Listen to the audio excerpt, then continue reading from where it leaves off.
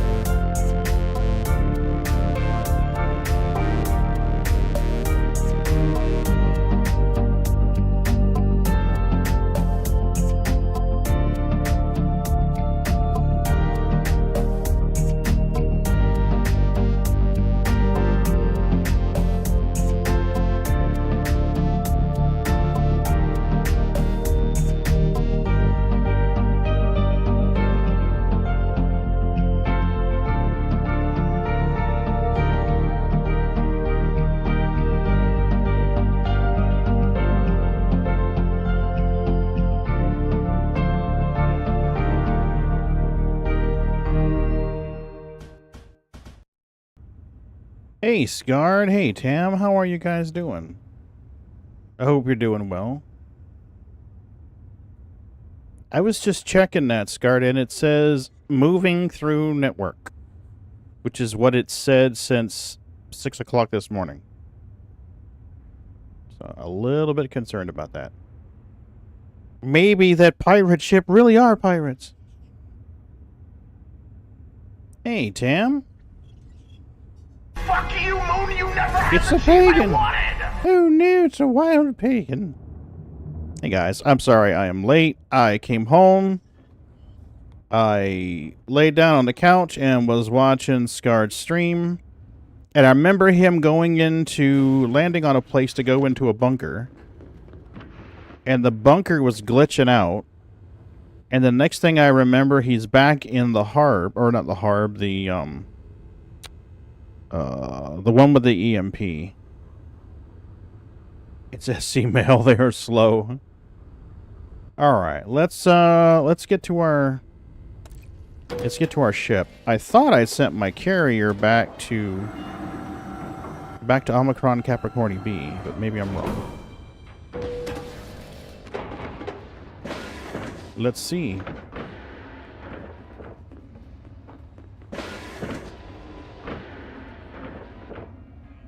I wish it told you where you were. Too damn smart.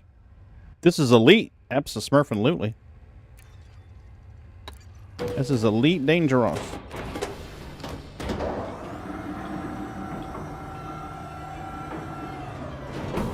It wasn't a bunker, it was Cutter's pick or something. Oh, okay, big oil refinery rig. Yeah, it looked cool from a distance, but then I was like, holy shit, what the hell? Well, the ships don't have an interior. That's the fleet carrier. The fleet carrier is the only thing that has the interior. That and stations. Yeah, you need the Odyssey DLC. We're going to the pilot seats. Yeah, the ships are still just torsos.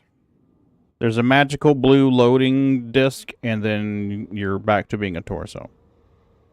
Yeah. Okay, so I need, before I do anything fun, I need to get the contract. I need 36 units of Sammarium. Okay. So I need to mine 36 units of Sammarium. We're going to go grab... We're going to grab some limpetses. Got it. I have our target set. And then we will hop into the Python and do some rock popping. Fuck the servers. I am not buying a $900 chair. That $900 chair better have a hand that comes up and cups my balls for $900. Jesus. That's insane. The most expensive chair company, and they pick them to collaborate with. Wait, whoa. The base is plastic? What the fuck, dude?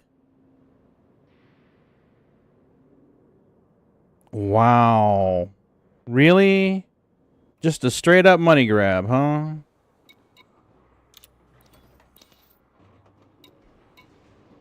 I saw something pop up on Newbie's feed, Noobifier's feed, this morning. I turned it on and started listening to it, and then shit started hitting the fan at work. So I had to get up and run. So I didn't get a chance to watch the whole thing. I just saw that they were like, there was an anvil chair that looked like it was some weird camo pattern, and then there was a red chair. I think it was Aegis, and then I don't know what the other chair was. And the only reason why I know there were 3 chairs is because it was in like the beginning of the video thumbnail thing. There was that. Alright, so let's make sure we have a crew.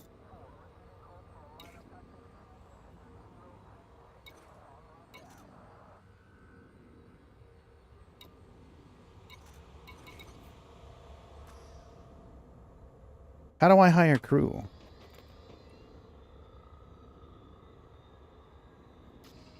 What the fuck do I do? I don't remember. It's been too damn long. Set active.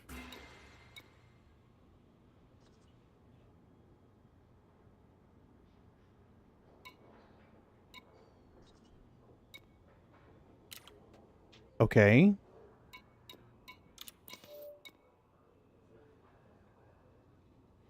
Take 1 crew member with you on board. Yeah, that's what I want. Anvil, Mirai, and RSI. Okay, my bad. It was Mirai and RSI. Well, we knew there was going to be an RSI. Years ago when they did that joystick partnership bullshit, there was a okay, good. Our crew's with us. Nice. Years ago, they did this joystick thing, and it was a Roberts. It was RSI all over it. Yeah. Yeah, Tam, we're gonna fly Elite Dangeron. We have our co-pilot. She's waiting, ready to go. Yep. Oh, it's my baby. It's my baby. You're my baby. Mm-hmm, Daddy's baby.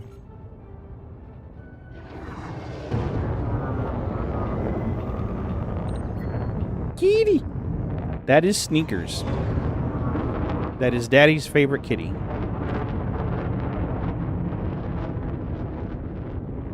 Daddy's favorite kitty. Alright, so let's go get 36 units of Sammarium. And then let's pop some rocks. 4, 3, 2, 1, engage. Mrs. B made coffee while I was in the shower. And thankfully she made it strong.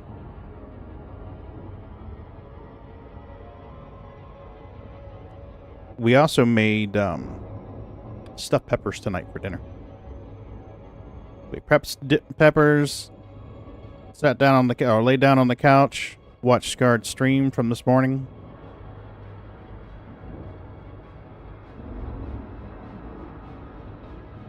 Those cannons were slapping. At least 5 scoops of coffee powder, 330 milliliters of water. Well, she used 2 3/4 scoops of coffee for about 8 cups of water. So that's about 30% stronger than I normally make it. Oh yeah, I'm telling you. Everything about this woman's a keeper. She's a gourmet fucking chef in the kitchen. She makes absolutely great coffee. She's a lady in public. And not a lady where you're not supposed to be. I know, right? I was watching you and it's like the fight was more about getting your reticule on them than it was shooting. Absolutely, Tam. That's exactly the way we like them.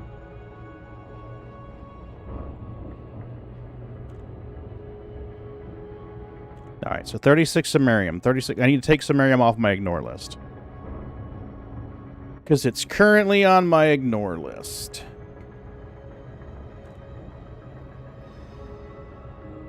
And we do not want that.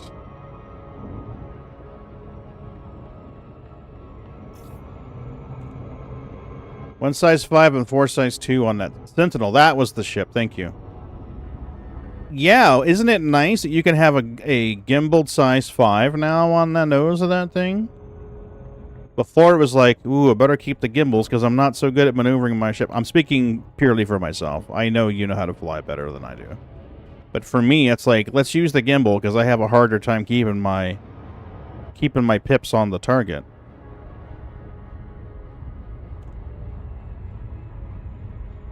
So now at least it's got a little extra boom.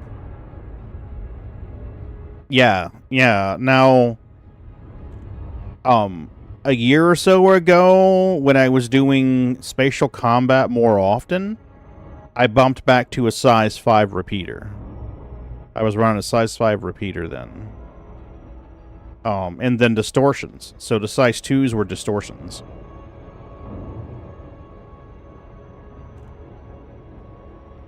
Nope, Scarred's been streaming for, what, about a year and a half, I think? Right? Shout out Scarred Citizen. There you go.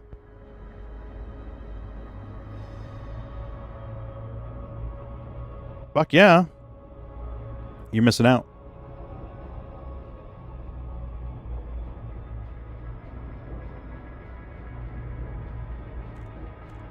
He mixes it up, Tam. It's not just one thing. So, like, I'll let him speak for himself, but he has a variety of content. It's not just 1 or 2 things. No. It is not awful stuff. Are you insulting my taste, sir? Is that what you're doing? Because Mrs. B and I both watch your stream. I think he's saying that Mrs. B and I have shitty taste. You bastard.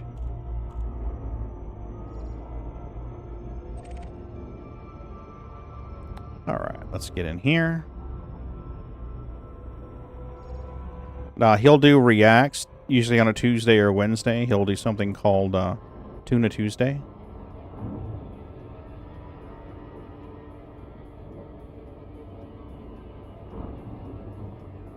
Oh, no. You're fine, buddy. Relax. You are fine. Alright, we need to get further away. I want to be further away than 3/4 of a megameter.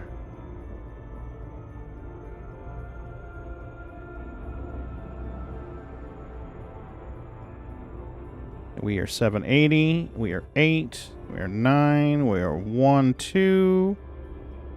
1, 3, 1, 4, 1, 5. That'll work. No. This is an anaconda.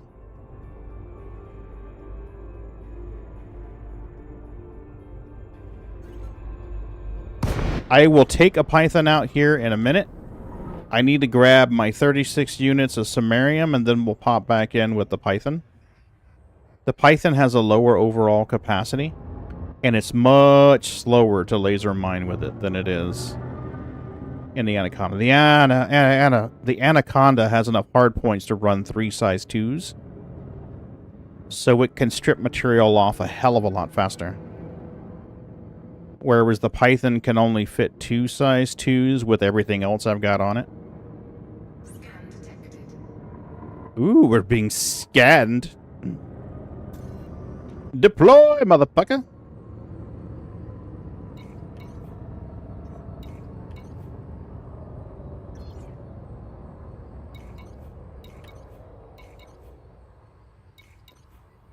Really? We're not in motion. Deploy.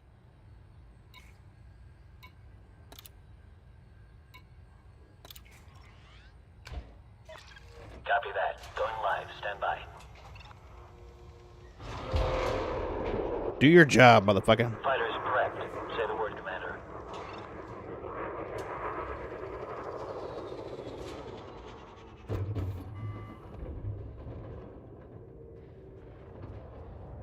Alright, let's prospect some rocks. Scart, if you want to pop in, buddy, you are welcome to join me. I'm going to start popping rocks after I get the Sammarium, and I think you'll enjoy that. Programming input drone.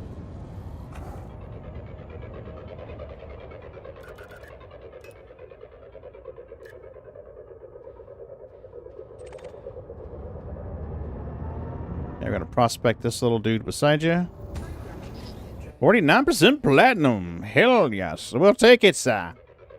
Asteroid scan. It's 50% tasty stuff. Smurfin'-lutely. Alright. How's our rotation? We are rotating... So we want to be somewhere in here. Asteroid scan complete. Let's deploy our limpetses. Programming input drone. Programming input drone. Programming input drone. Shoots it with the lasers. Yeah, popping cores is much more exciting than laser mining. That's for sure.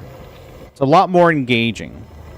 But I came out here to get my 36 of Sammarium, so that's what I need to do first, because I got to turn that mission in before Wednesday morning, or I'm gonna. Oh shit! My cargo scoop. There we go. I gotta finish that mission, or they're gonna take a hit on me.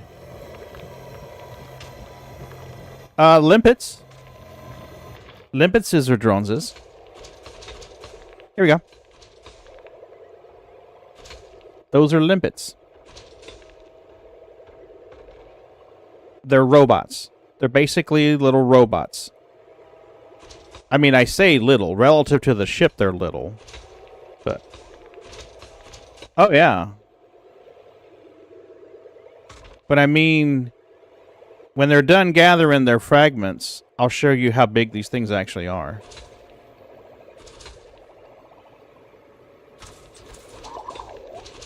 So there's a limpet. That's an actual limpet. So think of him as a drone. So that's the limpet. Let me show you how big a human is.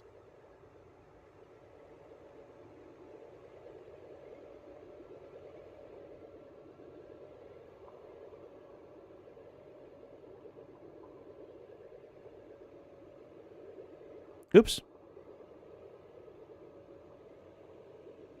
Can we see a human in there? Nope, we can't see a human in there. Damn it. Curses with that tinted canopy glass.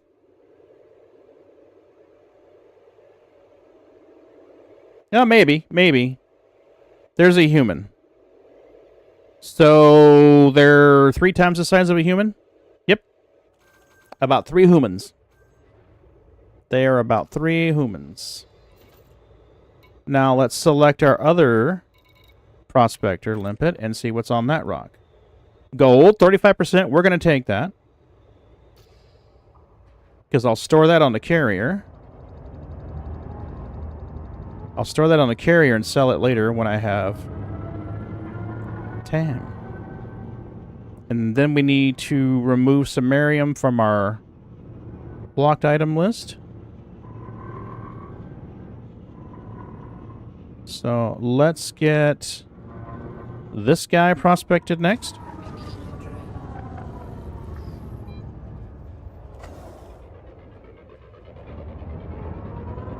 So limpets are generic and multi-purpose.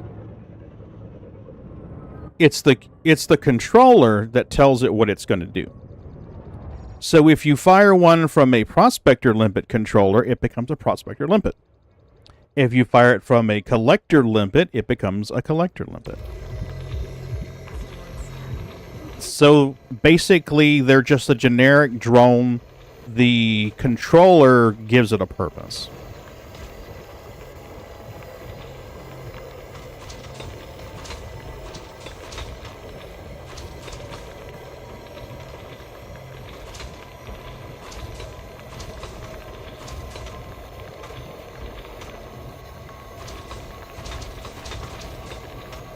Yes. Yeah. I went ahead and sacrificed some cargo space to put a fighter on board.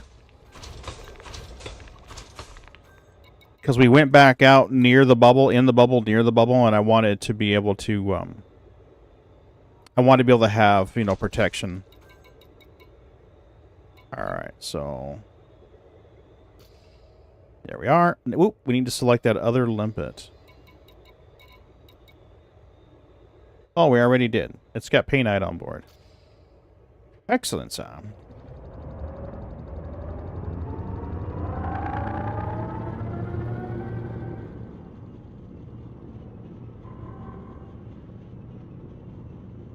Yeah, so I've got that little fighter guy who's orbiting the ship.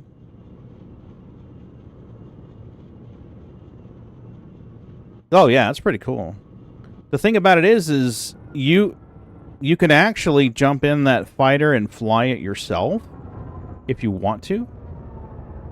And it will leave the ship on kind of this weird little autopilot thing where you can tell it to follow you if you want to.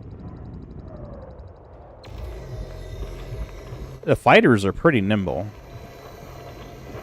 They're a lot more nimble than the ships are. And I don't remember if Painite's on my ignore list. Nope, it is not.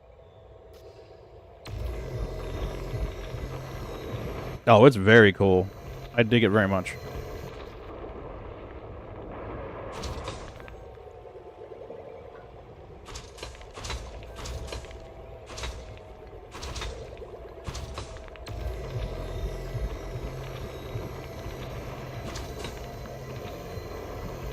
Mm-hmm. Yep. There's a There's several cargo storage racks. There's a refinery with 10 bins. There's a prospector limpet controller that can control 2 at a time. There's 3 collector limpet controllers that can control 3 at a time. Oh, shit. Okay. Thanks, Scarred. I totally forgot to hop in there, man. My bad. I'm sleepy. Hey, Scarred, how are you? Hey, what's up? Not a whole lot, man. Just shooting lots of rocks. I just sent you... No, you're good. I just sent you a team invite.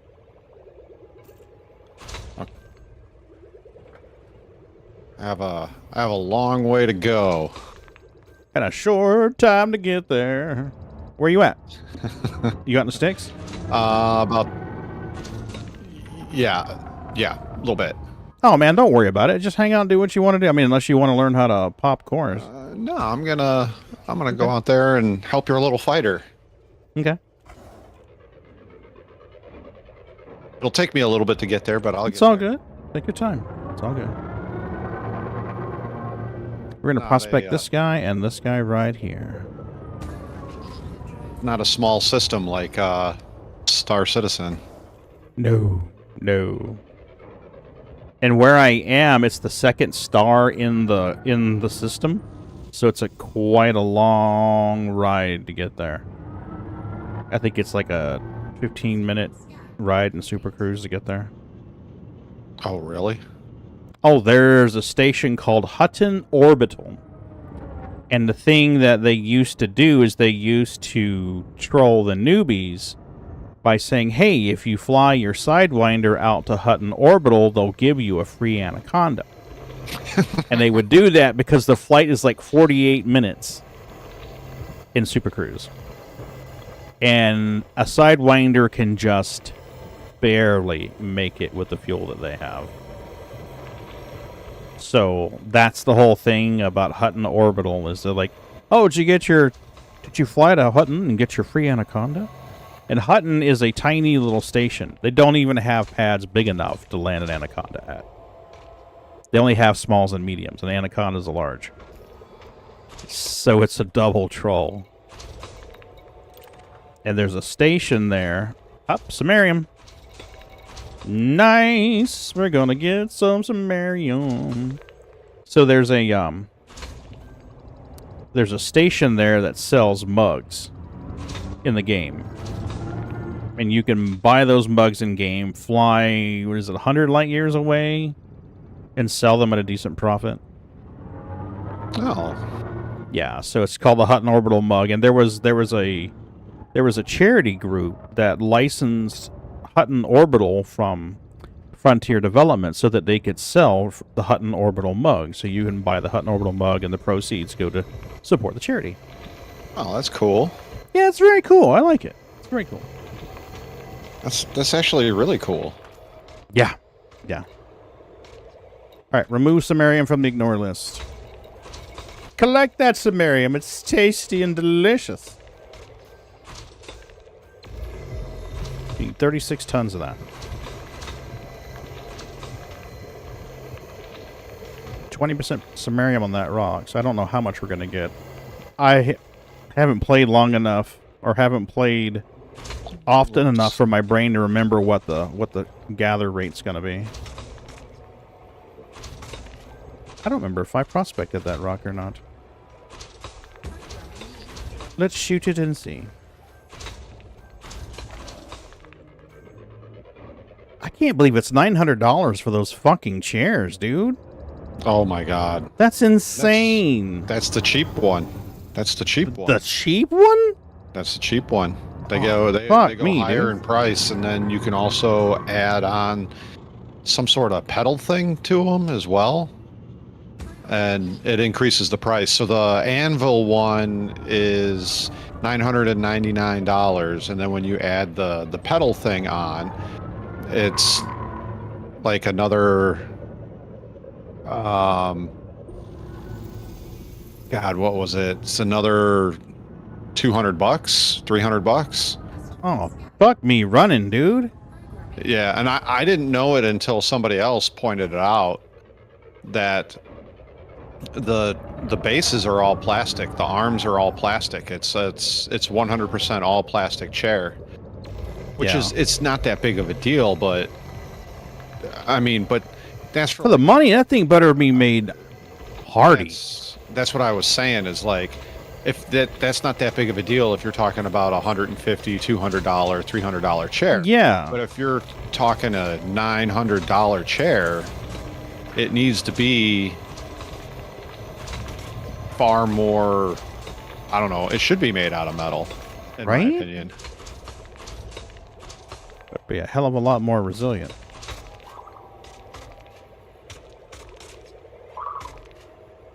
I mean, it's got to be able to hold a space whale, you know? Absolutely. Sorry, bad joke. It's all good. Speaking of bad jokes, what do you call a dog that can do magic? I don't know. What do you call a dog who can do magic? A labracadabra? Ah! You should tell that to your daughters. They'd love that. Either practice your dad jokes. Don't want to disappoint your kids. Right? There's a sometimes when I'm having just like a shitty day and or whatever, I'll pull up. There's this there's a channel on YouTube called Cracker Milk. And they do just funny shit. I mean, really funny shit. I think they're set in like New Zealand or Australia or somewhere like that. They've got the accent. You know, the Crocodile Dundee style accent. Right. And they've done this stuff where, you know, it's like where the girl's sitting on the guy. It's just funny shit. I mean, if you check them out, they are hilarious. And then there's one called, is it Thanks for the Chocolates or something like that? Where they do dad jokes. They have dad joke competitions. Those are fun. I've seen a couple of really good dad joke competitions. Mm-hmm. There's this one that I actually laughed out loud. It's pretty rare that I watch a YouTube video or watch a movie or TV show and genuinely laugh out loud. I mean, I may chuckle or smirk, but it's pretty rare that I laugh out loud. But there was this one where the Chocolates people, they were doing this joke, and it was 2 and 2. So it's like 2 people on one side of the table trying to get the other 2 people to laugh, because whoever laughs has the drink. Oh, okay. And I'll have to find it because I don't want to ruin it, but I will find the joke and send it to you. But man, when I heard that joke, he said the joke and the girl's like, "I'm on your team," and he's like, "Oh shit, sorry." it was bad. Oh, I know exactly which one you're talking about. Yes. I know exactly which one. The girl's name is Abby. Yes. Yes. I was like, "Oh my god, dude, she's sitting right there."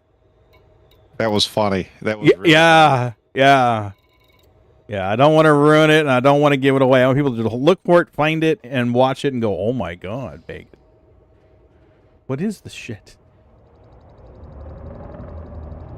Yeah. All right, and we're gonna prospect this guy right here. Go ahead. I'm getting pretty good at this fuel scoop and stuff. Mm-hmm. You don't technically have to move the fuel scoop. I just enjoy moving around a star because I like circling a star. It's same here. Yeah, you know, that it scratches that little space nerd itch for me because I know I'm never going to do that in real life. Right. Speaking of space nerds and suns and stars, have you ever seen the movie Sunshine with Cillian Murphy, Chris Evans? Sunshine.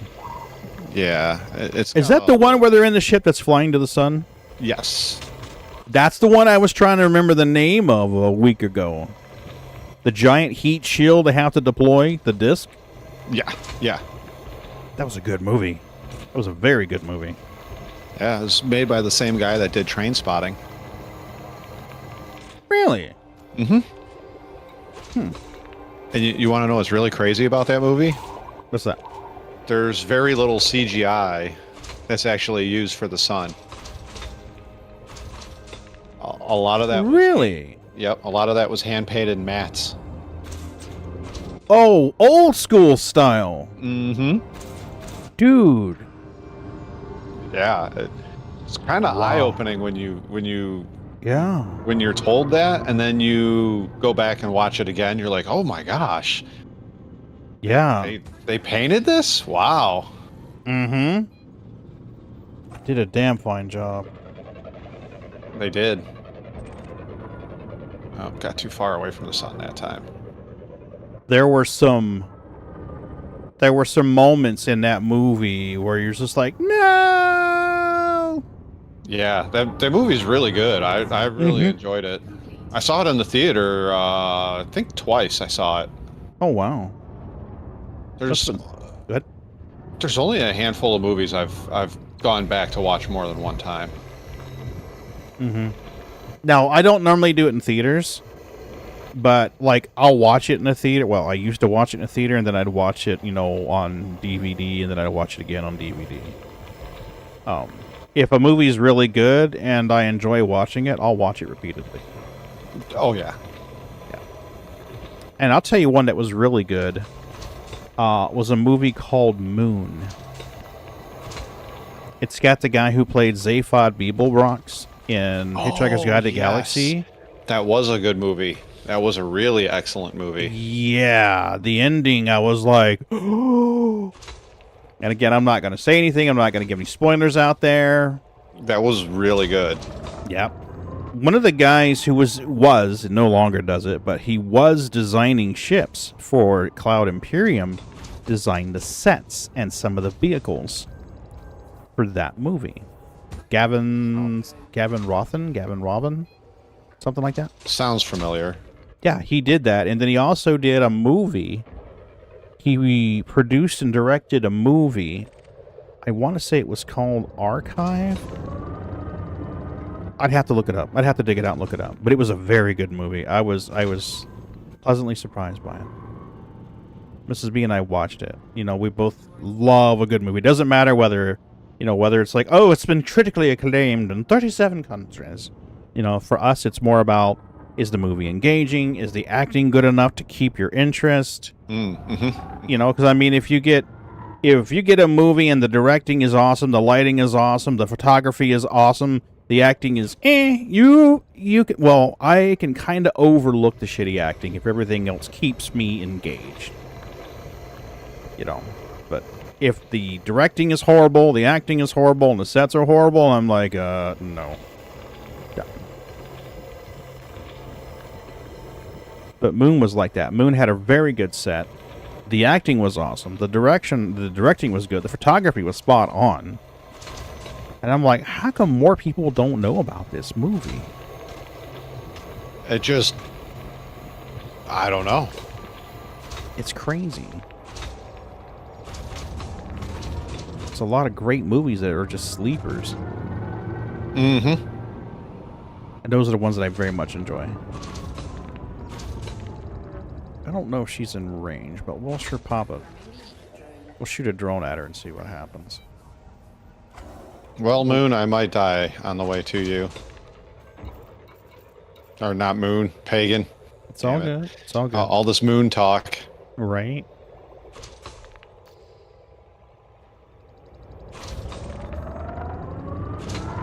Well, we made it. 22% platinum.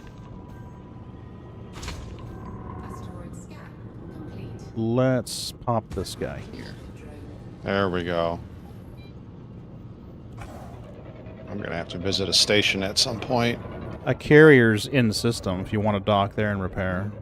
Okay. I should be all right. I got a little crispy. Whew. You were seared, citizen. Yeah. It was well done on one side. Complete. 2,700 light years out of the bubble? Ooh, dang. Dude, Who's damn. out there? He's like jumping the carrier 6 times. Like, it's been 20 minutes. Let me jump the carrier.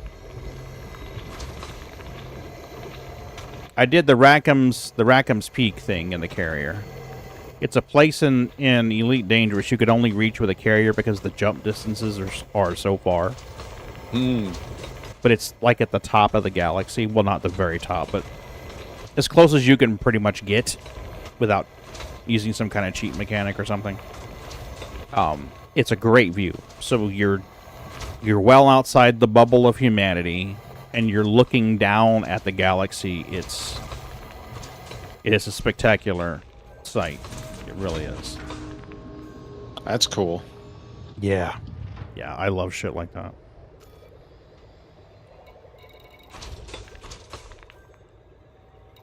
Where is my prospector? There we go. And you are here. I need more Sammarium. I need 23 more units of Sammarium, por favor. Alright, let's shoot you.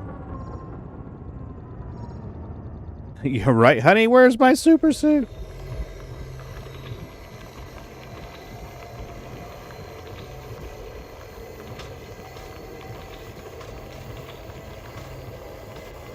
You see where Squirrel was playing Elden Ring? He's trying it out and liked it. No, I did not check that out. I was eating dinner, leftovers with the wife when he went live. So, yeah, I was hoping to take her out to eat tonight, but she didn't want to. So I think we're gonna go tomorrow night when she gets off of work. Nice. Yeah. I didn't realize you were so big in the battle tech. I need to dig through our stuff. Sean was huge in the battle tech. The miniatures, the game, all that stuff. Oh, man. I don't think you were. I think it was one of the streams where you were there and then had to leave. Mm-hmm. But I played BattleTech with a group of friends for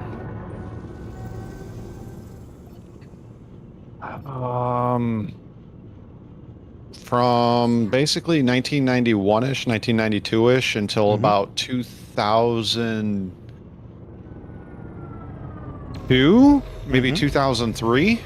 Oh, okay. It started off with 10 or 11 of us, and then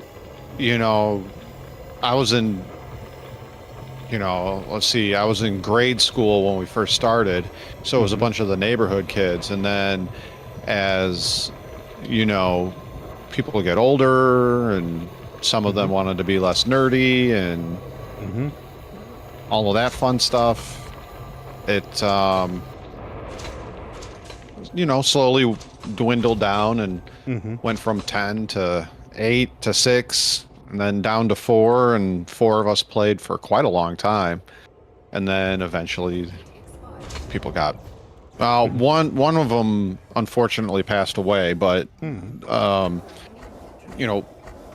got married and moved away and all that stuff. So, I didn't play it for a long time, and it ended up sitting in a box for 18 years ish. Oh wow, something like that. And I happened to a YouTube feed recommended me miniature painting, and it kind of sparked my interest back into it again. That's cool. Yeah, Sean, Mrs. B's husband that passed away before she met me, he was big into Shadowrun. Oh yeah. BattleTech. Like, hold on a minute. What? Mech Warrior as well. All kinds of stuff. Tam, thanks for the lurk, buddy. I appreciate you. In Mood, you one grid over. Holy shit, dude. Yeah, so he's like BattleTech stuff galore. And one of our friends, used to be one of Sean's friends, he would play BattleTech from time to time, but he wasn't interested in some of the stuff. And I'm just like, what the hell? So I need to go through and see if there's anything left. Yeah, and circle back with you. I have books. I mean, not like the rule books and the compendiums and the I forget the other things, what they're called, the technical readouts. I have like the novels and tons of stuff. More stuff than I should. Wow. Mrs. B was trying to talk to me while you were... She crocheting? No, she's working. Oh, she's working? Yep. Yeah, she works an office job, like 7:30 to 3:30, and then she'll come home and works a few hours, 5 nights a week for this other lady, doing the same thing she does for this other company. Basically, you know, entering the logs into the state's database system. So you provide a service, and then the state of Florida wants you to input that information into their special database. It's a database called iConnect. So the lady will have her peeps, will have her employees go perform the service and enter logs while they're there. And then they bring the logs home or to work, and then the lady has Mrs. B input all that data into the system because she's been doing it for years and is very proficient. And that was part of her responsibilities before. She used to be she was a personal support, and then she was the type of, like a caregiver that would like take somebody to the grocery store and help them get their groceries, and have you paid your rent, and have you paid your power bill, a life coach kind of deal like that. Right. Yeah.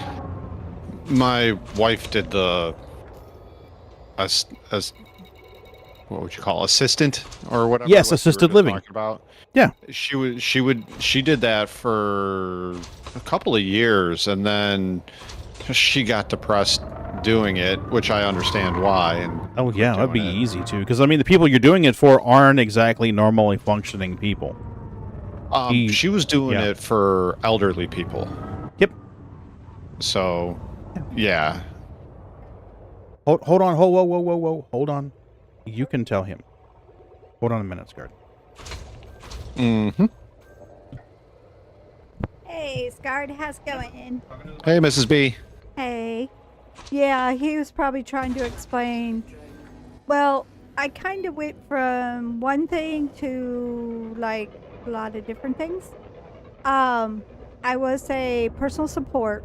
So basically I did 7 on, 7 off with mentally and physically disabled adults. Then after I did that for a while, then I became a supportive living coach. So basically what I did is I did everything from their finances to their doctor's appointments, to taking them out for their grocery shopping, all of that. Okay. After I finished that, after I had my heart attack in 2021, my boss put me on a desk. So now what I do is I take care of all the records that come in from all of the people who are working with these people. Okay. So yeah, it gets to be really a pain in the butt. I just finished actually. Like right now, the lady that I'm working for during the evening hours, she'll send me stuff and I literally have to decipher it. Then I have to write it out so that it can even go into the system. Because in the format that she has it in, it cannot go in the system. So, yeah. Gotcha. So, yeah. So you do a lot of data entry then? Yeah, right now, yeah, that's what primarily I do now is data entry. I'm what they call a patient advocate. Okay. For mentally and physically disabled adults. So I make sure that they get all of their rewards, everything that's supposed to get done. I make sure I stay on the butts of all the coordinators, making sure that they send in new support plans and all of that. So yeah, fun. Oh yeah. So, but I love my job. Just like how I do these crochet guides and stuff like that. Mm-hmm. I do some of them for charity. Okay. Last year I did like 50 little teddy bears to put in the Sammarium purse. The boxes that they send abroad. Mm-hmm. I did those. Cool. I do hats and scarves for the homeless every year. I also do NICU blankets and hats for cancer patients. Oh, cool. So yeah, I was a busy girl. Sounds like it. Yeah. But I love what I do. That's the thing. I mean, it's like I keep telling Pagan here, it's like, it's just who I am. So I just continue to be that person.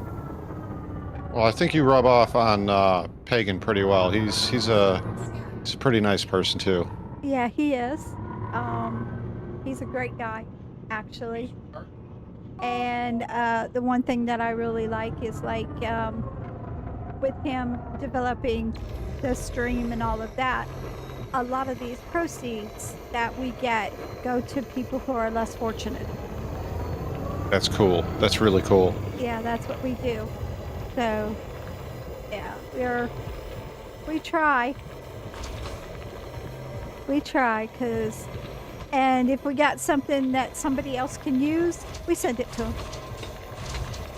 It's kind of what we do with all of our stuff too. We just, if we're not going to use it, somebody else will. Exactly. And that's the way we look at it too. It's like, if somebody else can get use out of it, we're going to send it to them. Yeah. And if we can loan them something that they need, we're going to do that too. So. That's awesome. Oh, and the capture card was not a loan. Keep it. No. Keep it. We have no use for it. Keep it. Okay? I promise nothing. Pagan better not give me his PayPal. He said you better not give your PayPal because he says nope, he won't. I think I have it somewhere. So. Uh-oh. Either that, or I'm gonna donate like 50 subscribers to his channel. Uh-huh. Well, you know where all that money goes. I do. It goes to help other people. I do. You're shooting the same rocks twice. Are you tired? Oh, I'm sorry. Yeah, so did I. I'm almost there, Pagan. I'm almost there. 7 more jumps. He's almost there. 7 more jumps. No, dear, you're not supposed to watch YouTube all day. No. Yeah, think about it. You already have a boss who does a lot of that crap anyway. So. Yeah. I thought Pagan was the boss. He's an assistant. But his boss over him, basically the job that Pagan should have had,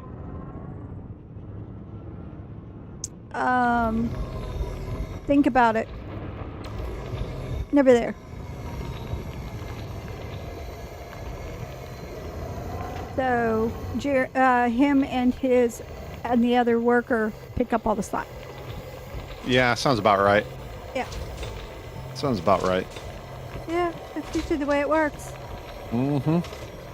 Yep, they always try to use us little peons, no matter what. So yeah. Well, I am going to go and play. I have this. I don't know if you saw the first one. The first one I did was a purple girl with a eggplant on her head. That particular crochet one was the hardest one in the world because the pattern is done in an international speak and not the normal speak. I know nothing of crocheting, so. Well, so okay, normally it says okay, one single crochet or a double crochet or something like that as far as your pattern's concerned. Well, this one used V's, X's, and A's. Oh. Yeah. I had to literally get a paper from one of the guys who went and looked for it for me. Raven actually went and looked and found me a key. So I could actually do the pattern. I was like, I looked at it and I went, no. And I actually showed it on screen and Raven's like, I think I can help with this. Sure enough, he sent it to Pagan's email. Raven's good people too. Yep, he is. He's a great one. So I was like, yeah. So I was like, yay. So I actually got one done. I have 2 more to do. One has strawberries on her head, and the other one, I'm not sure what in the world she's got on her head. But they're like fruit and berries kind of things. And I'm like, Okay. This is kind of weird. But I'm making them because they look cute. So I'm trying anyway. The first one came out really adorable, but I'm not sure about these other 2. Pagan, for my birthday, got me the best gift in the world. He bought me a set of tulip crochet hooks. If you ever look, if you look up the name tulip, you'll understand why. They are one of the top brands when it comes to crochet hooks. Oh. Yeah, he bought it for me. That was real sweet.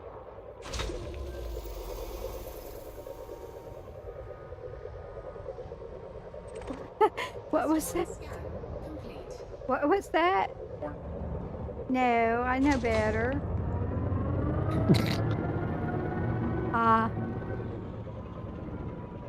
Well, I'm gonna put the ears back on Hagen's head, as I'm going to go play for a while and get a shower and relax. Alrighty. It was good talking to you, Mrs. B. Good talking with you as well. Bye. Bye. I need. Asteroid scan complete. There you go. Welcome back, Pagan. Thanks.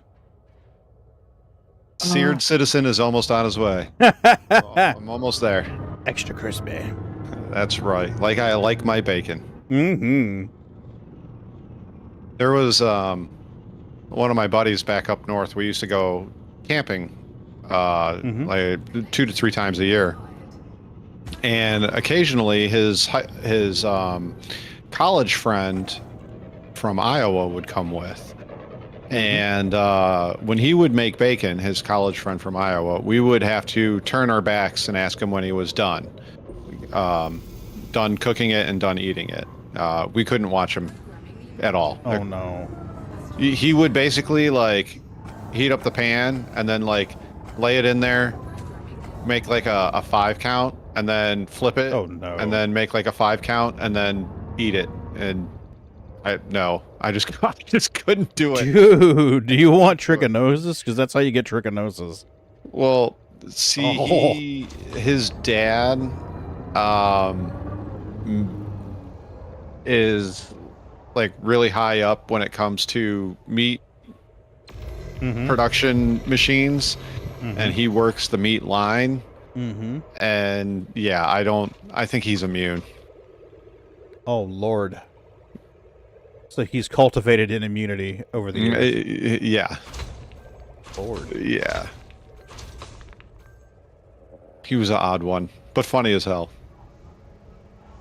The cool ones are. They usually are. Yeah. I think I got one jump left, maybe two. Okay. It was a 28 jump trip to get here.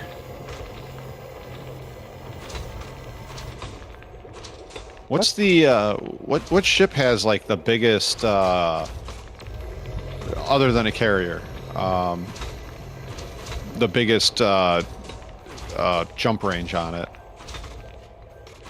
Well, the carrier's got a 500 light year jump, but there are some ships that you can engineer them. You can equip certain things and it boosts their jump range out quite high. Okay.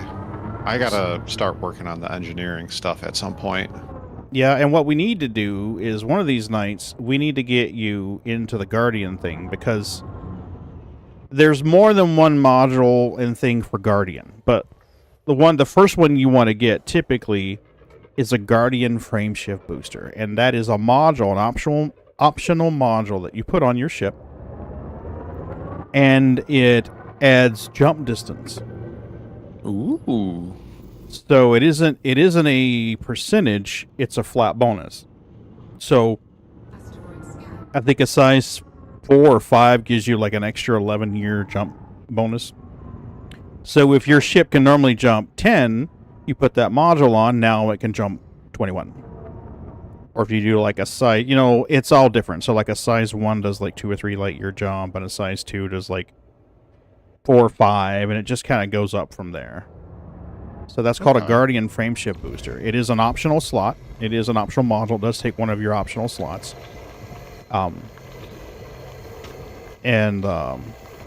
Before I got the carrier, this Anaconda was outfitted where I sacrificed one of my cargo slots for that frameshift booster. And what it would do is, instead of letting me jump like, say, 20 with a fully loaded Anaconda, I could now jump like 31, 32. Which doesn't seem like much, but when you're jumping 120 to 150 light years to sell, and every jump that you're loaded down, there's a percentage chance of getting interdicted by pirates. The fewer jumps you make, the better off you are. Interesting.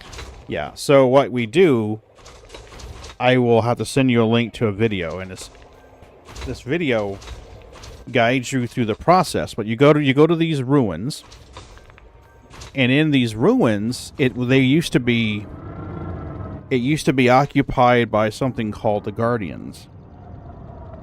And it's like this little temple thing, and you go there, and you have to scan certain things, pick up certain things, and while you're out there, when you trigger them, there'll be these drones, these Guardian drones that come out, and they'll try to kill you. So you're in this buggy trying to explore, and this little Guardian aircraft drone pops out and shoots at you, and then fires missiles at you and stuff. So you have that little combat part of it. Oh, that was a complete waste of a rock. Did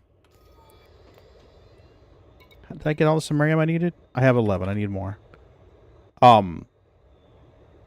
So you got to do this whole thing. I'll have to send you the video. Watch the video, and it will explain it. But it's got this whole little thing where you land, you explore, you fight the Guardian ship, you explore a little more, you scan this stuff, you get the information, you collect these artifacts, you drop one in a slot, you go scan this and shoot it with your lasers to charge it up, then you run, shoot the other 5 before it discharges, and it opens this gate, and this giant ball comes up out of the ground.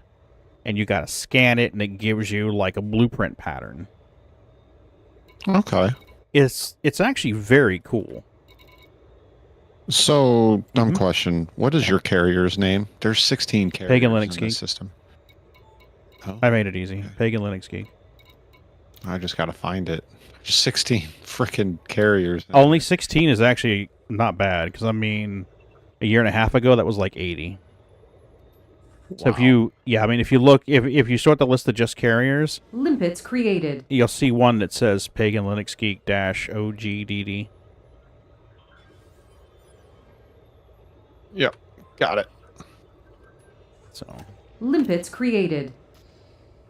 So In there now. I just generated 8 limpets so I can go a little further, and then I'll rendezvous with you on the carrier and grab the rock popper and show you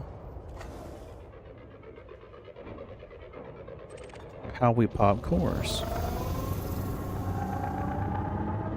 This only has osmium on it. I want the osmium, but I've only got half of what I need for the Sammarium. I'm just not grabbing a whole bunch of this.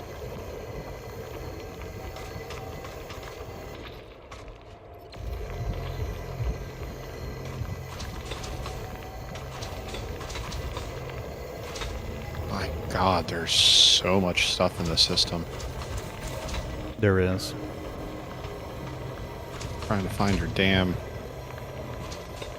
ship in the list so I can set my cheaters. What is that called? The Auto. Oh yeah, the Super Cruise Assist or whatever it is. Yeah, that's it. That's the one. Thank you, Pagan. Thank you. Yeah. Yeah, it took me a minute. I was Cruise like, what is he control. talking about? There Pretty we much, go. Super Cruise Assist is now active. All right, because I don't Yeah. want to do a loop of shame on your stream. People give me shit for using that or using the auto dock, and it's like, you know what? I know how to fly without it. I know how to land without it. I do it periodically to keep my skills up. Sometimes I just want to be a lazy motherfucker and reach for my coffee cup while my ship's parking itself. I looked a few hours. Somebody made a comment. I looked a few hours ago, and the ample one was $1,200 US. I looked again, $8.99. Someone heard the outcry of overpriced and changed the price. Good for you. Jeez. Moon says you have access to Squadron bookmarks. I do. Did he apply to the Squadron, Moon? I did, and he added me. Oh, I did- nice. Thank you, Moon. I appreciate that. It was Moon or Ron, one of the two, but they were both Yeah. there. And Nice. Thanks, I, guys. I don't know how to use it. It's really not a whole lot to it. Perfect. Perfect. I'm not a hoim. I'm a him. Right?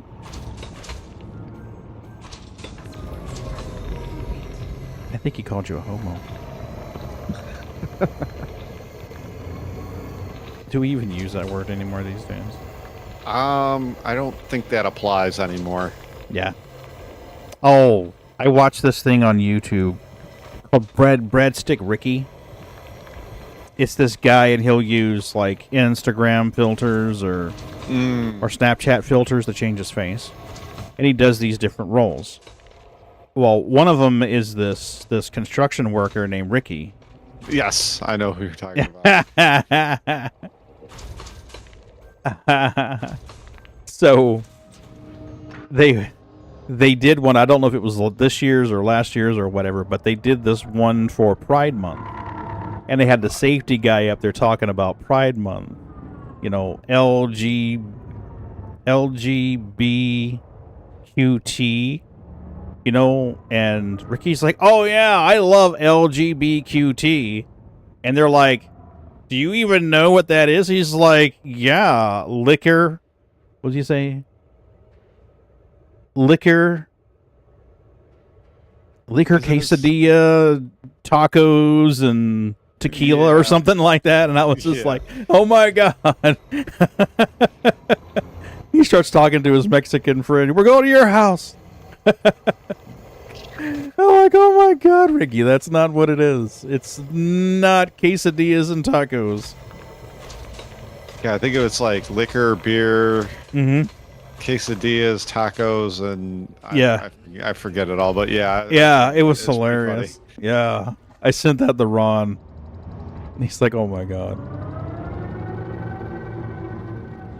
Did I send you the new Marvel movie, the Hawk 2?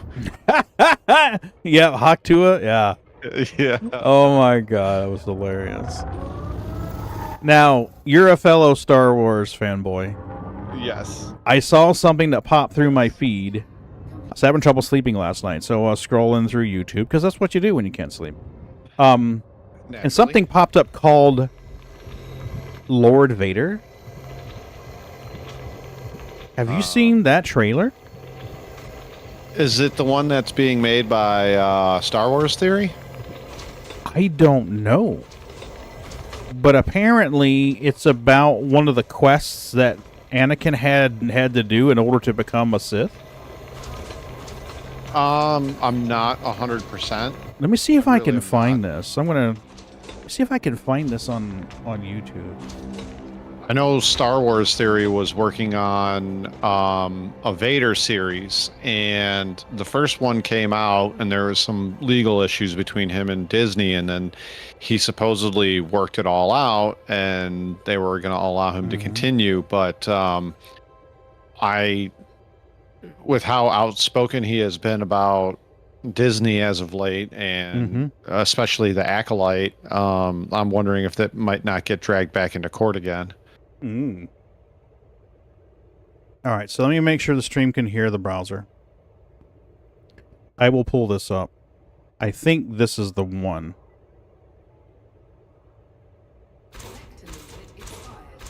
Who's this made What's by? up? I think this is the one. All right. Let's see. I don't know. Let me see. Lord Vader Star Wars Story first trailer 2026. Is it I mean, what's the channel? Darth trailer. It's probably a fan made, but I mean, come on, some of those are really, really, really good. Yeah. In my anger, I lost everything. Now there is only the dark side. Turn on your stream sound. To truly become a Sith, you must bleed. A Kyber crystal. Take it from a fallen Jedi. Anakin Skywalker was a failure. I am the darkness. Long live the Empire. With Project Stardust, the galaxy will kneel before the Empire. The galaxy will learn to fear the power of the dark side. There is no going back.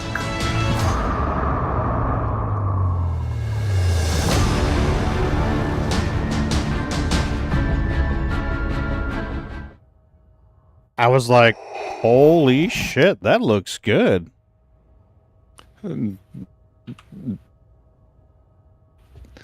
I'll drop That's it. a mishmash of tons of stuff pre-existing. I would love to see that, though. But it was well done. So would I. Yeah, it's like Disney, this is the would shit that I. your people want to see. The sanctity of this place has been fouled. This right here. I don't think Disney is the they shit that you understand that right now, though. No, I think they're in a different frame of mind. I'm trying to put it as politely as I can. Yeah. But I don't think that's something they're interested in telling. No, they're probably afraid that it won't be well received by the public. The thing is anything Vader, you're automatically going to get asses and seats immediately. The other thing, though, is if it's well done, it'll be one of the most popular things they've done since probably Rogue One or Clone Wars Season 7. Yeah. Well, I know I would love to see something like that, and I can't be the only Star Wars fan that would. No, I would. There's no fucking way. I would pay dearly for a well done, Vader before the Empire is totally what it is when we see it with everything else. You know what I mean? Before A New Hope. Yeah. Yeah, there's some space there that I think they could fill and do well with. I agree wholeheartedly. I haven't even tried the Acolyte.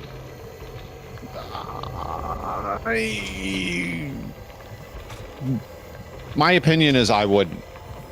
Yeah. If you're steeped into Star Wars lore and you take even a lot of throwaway lines somewhat seriously in Star Wars, only because now, like, people will get on me because there's a throwaway line from the Phantom Menace where one of the guys on the Jedi Council, I won't bore everybody with the details, basically says it's impossible the Sith have been extinct for a millennia. Now, people will get on me and be like, it was a throwaway line. It didn't really mean that much. You can alter it and change lore as you wish because it was a throwaway line. And I'll be like, no, you really can't. And then they'll try to throw in my face, well, you know, this line was also a throwaway line and people don't really care if they alter it. And that is she a fast ship? Yeah, she's a fast ship. I did the Kessel run in 12 parsecs. Yeah, nobody, that's not... It's lore, but it's not as big of a thing as having a throwaway line where the Sith have been extinct for a millennia. That's not that big of a deal, but the former is. And I don't know, man. Like there's a lot of things that happen. Like I said, I watched the first 3 episodes and then I said, I can't. I just can't. This is frustrating me more than it's entertaining me. Gotcha. What I will say, though, is House of the Dragon Season 2, money so far. So far. Oh, yeah? But we still have some time to go. They could always get messed up. All right, I'm going to head back to my carrier and grab the rock popper. All right, I'm sitting on top of it. Okay. There it is. I think I see you. Oh, no, I think those are just random other NPC ships floating around. Yeah, they're probably NPCs. I'm just now getting ready to leave the belt. Yeah, they're NPCs flying by. About to abandon my limpets. They're not going to be happy. Limpets' lives matter. Oh, crap, dude. I got to retract my fighter. I'm going to kill him. You going to leave him there? I've done it. All of a sudden you hear just kaboom behind you. Like, what the hell was that? It's like, oh, that was your fighter. The guy that was loyally defending you. You just killed him. Do you have to, like, rebuy him and rebuy the fighter? No, I mean, you have to repair to get the fighter back, but the guy just magically appears in your ship, which I think is kind of stupid. He should be, like, screaming for his life as you're flying away. Yeah. Death throws. No, you motherfucker. Not again. And when you go to hire them, they charge you more money. We heard about you. You killed 5 pilots this week. Pagan's like, nah, that was yesterday. Yeah, no one wants to fly the pagan skies.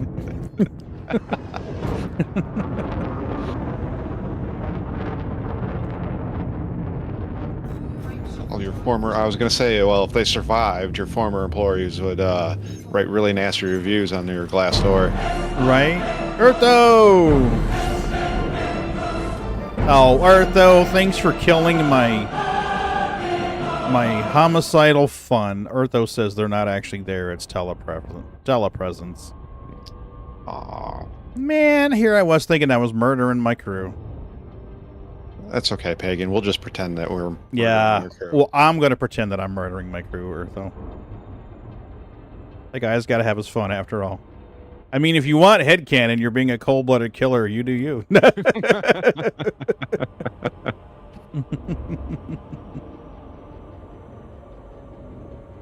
Since you got a few minutes, I'm going to run downstairs and grab do your a drink. Thing.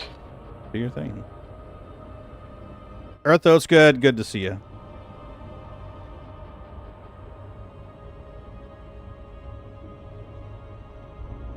Moon, what the hell are you doing out there in the sticks? You just like flying around and checking shit out or what?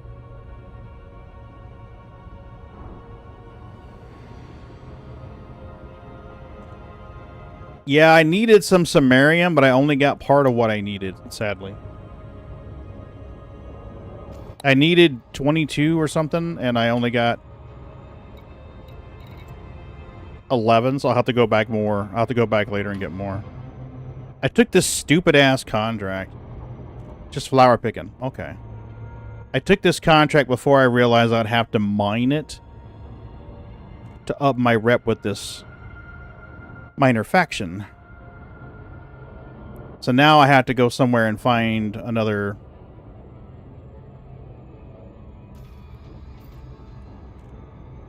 $25. Yeah, I didn't realize that when I took it.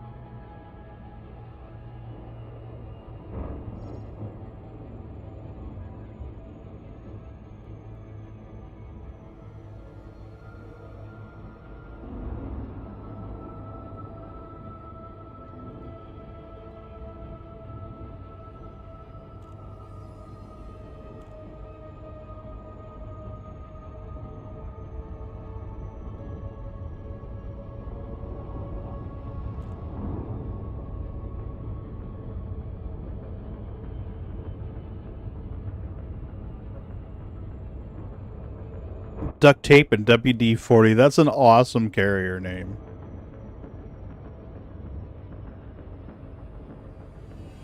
A couple of years ago, I saw one that said Chris Roberts' limo.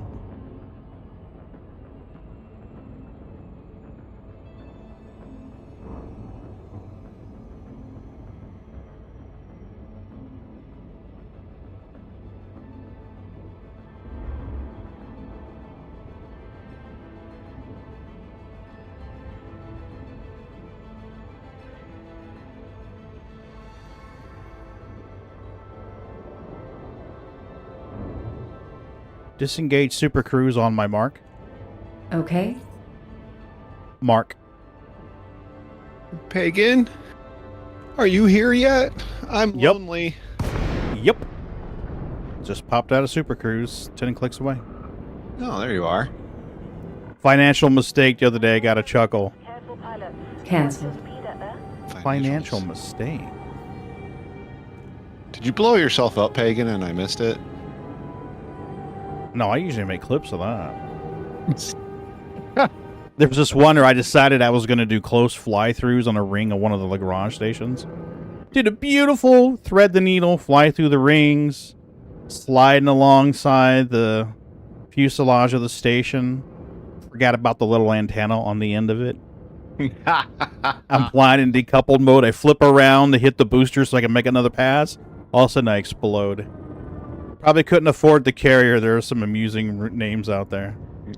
Oh, for the carrier name, financial mistake. Yeah, oh yeah, definitely. Oh, that's a good one. That's a good one. Yeah. Yeah, I've seen them named Poor Judgment and...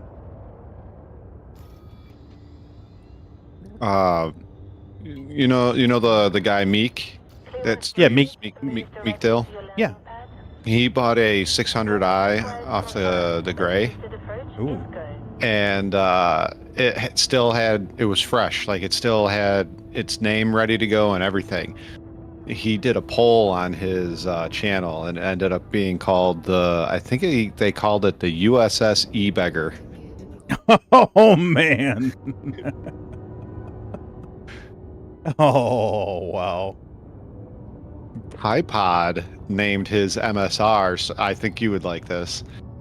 He named it Game Rules. Perfect. Perfect. Oh, the troll is strong with this one. Yeah. Welcome back. I love that. Alright, we're going to transfer everything to the ship. Or to the carrier. Can the carrier, like, refine all that stuff? I wish. Oh, it can't? You have to take it to a station to refine? Yeah. Uh-huh. Okay, so if you look in your engineers, have you unlocked... let me see if I can find out which one this is. Where do I look them up at? Should be under the home screen. If you go to number 4 and then arrow over to the home. There's an engineer called Felicity Farseer. I have Elvira Martuk. Apparently I've done everything for him I needed to do, but I didn't even know that. It says I delivered 3 units of Soontil relics. I don't know how I did that. I have the Dweller. And apparently somehow I traded on 5 black markets, which I don't even have access to. So Who knows? How the fuck did you deliver Soon-Till relics? Exactly what I'm saying. Like, I was trying to explain this to Moon and Ron, and they're like, you shouldn't have this. I'm like, I know I shouldn't have this because I didn't do any of this stuff. Okay. I have the Blaster McQuinn. I've learned about him through common knowledge. I earned 15 bounty vouchers, and I have one more thing to do. I have to provide him with 100,000 credits worth of bounty vouchers. Now, Felicity Farseer, I have to gain access to her by getting my Federation Exploration rank to scout or higher. Yeah. I don't know how to do that. Turn in your cardio data. Turn in my cardio? Yeah, whenever you hop systems and you honk the system. Oh, okay. Yeah. Sell that data. And the more that you sell, the more your Explorer rank goes up. Oh, okay. You could also take a trip by just kind of like hopping a good distance out, honking the system as you go, and then make your way back towards the bubble. Okay. That would also help you get more cardio data and stuff like that. But yeah, I have never sold any, so I could probably.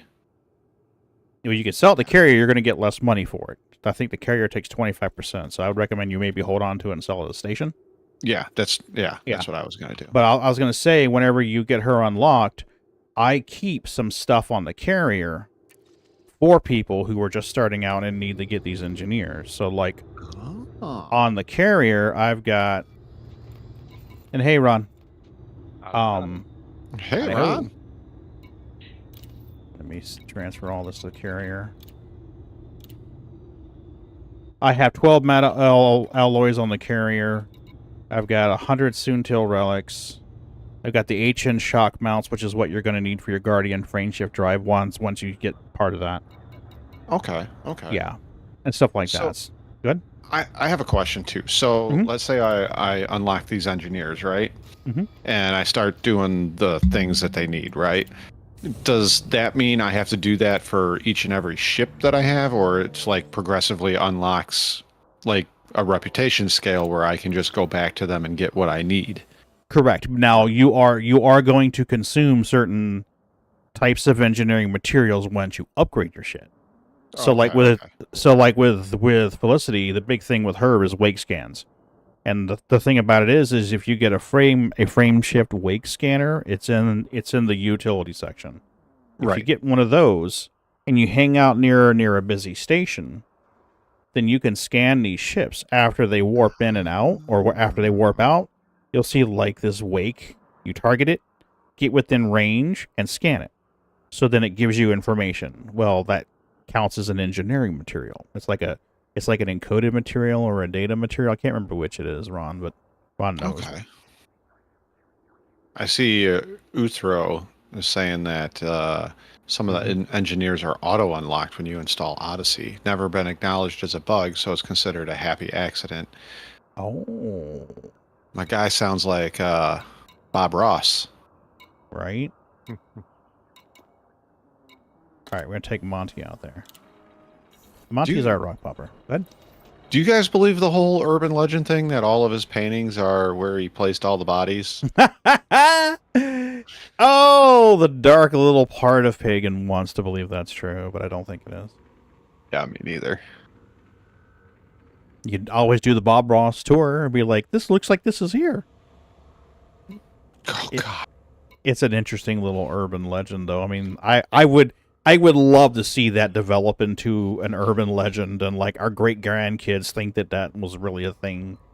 There was this guy, and everyone thought he was cool, but he was a serial killer. Like Mr.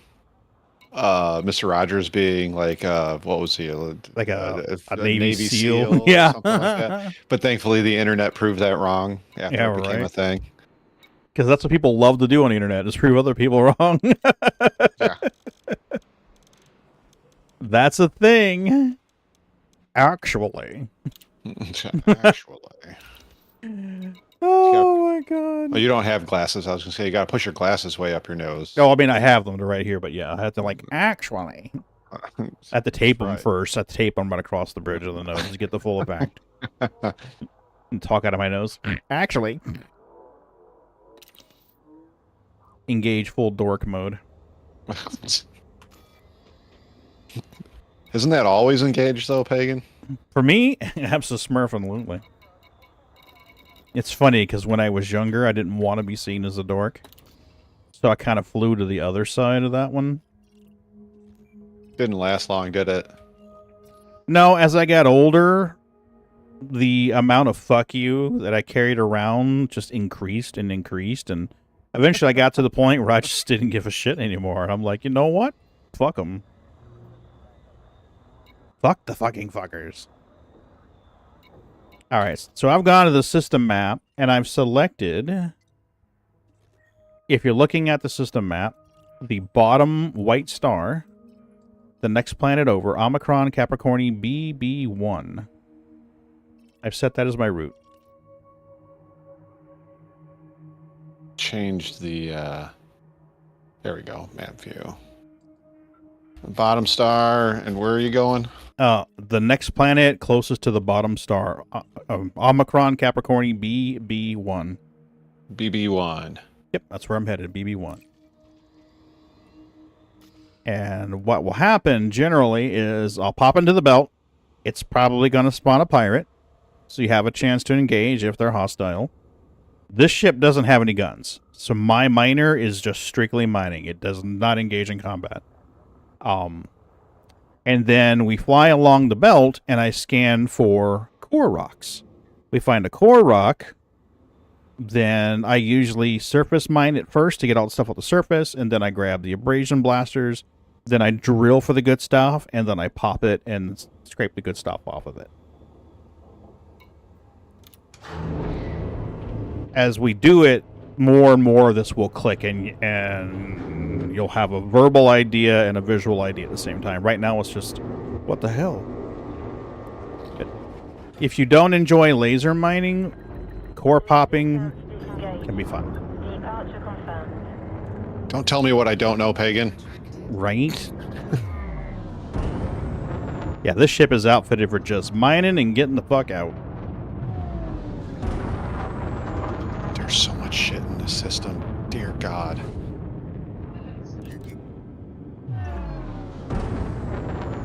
Yeah, I flew my carrier like 1,300 light years out one day just for shiggles.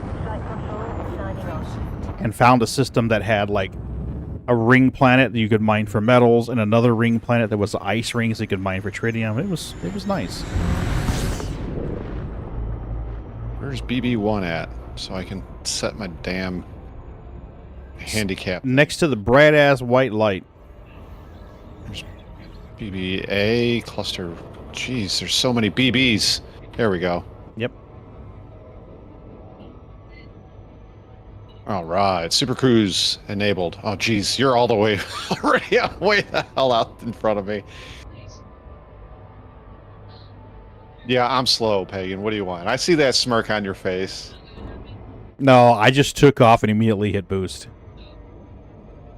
I've taken off from my carrier more, so I know lift off, bank, and turn towards the left and up, because that's going to be where I need to head. Ah. Yeah, so I had that advantage. Cheater. Absolutely.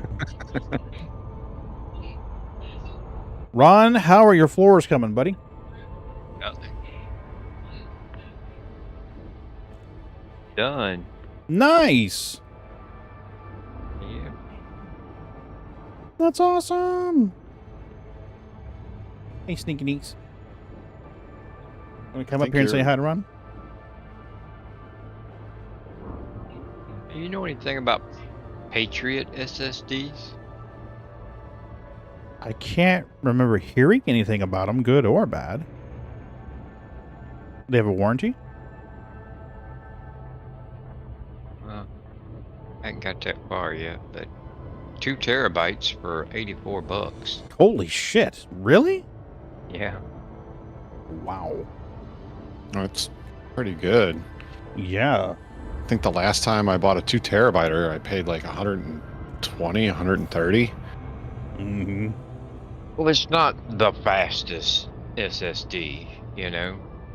Yeah, but Sometimes honestly, you don't need the fastest, you know? No, and honestly, you really only get that speed if it's a bunch of small files. So you're hitting the right buffer, and then you're grabbing data and hitting the right buffer. And because the longer you write, the warmer the chips become on the card, and the slower it runs. So your longer, bigger write actions generate more. I'm giving general statements here. Generate more heat as the chips heat up. The throughput speed goes down. So the only way you could really test it would be to liquid cool that fucker. Well, it said the reason it's so cheap is it's DRAMless. It doesn't have DRAM to cache the map of where everything is on the drive, so that makes it a little slower. Oh, so it has to calculate where everything is. Well, it's done in NAND. Oh, wow. Hey, baby. What is it? You meow for me to pet you. And then when I pet you, you jump down and run away.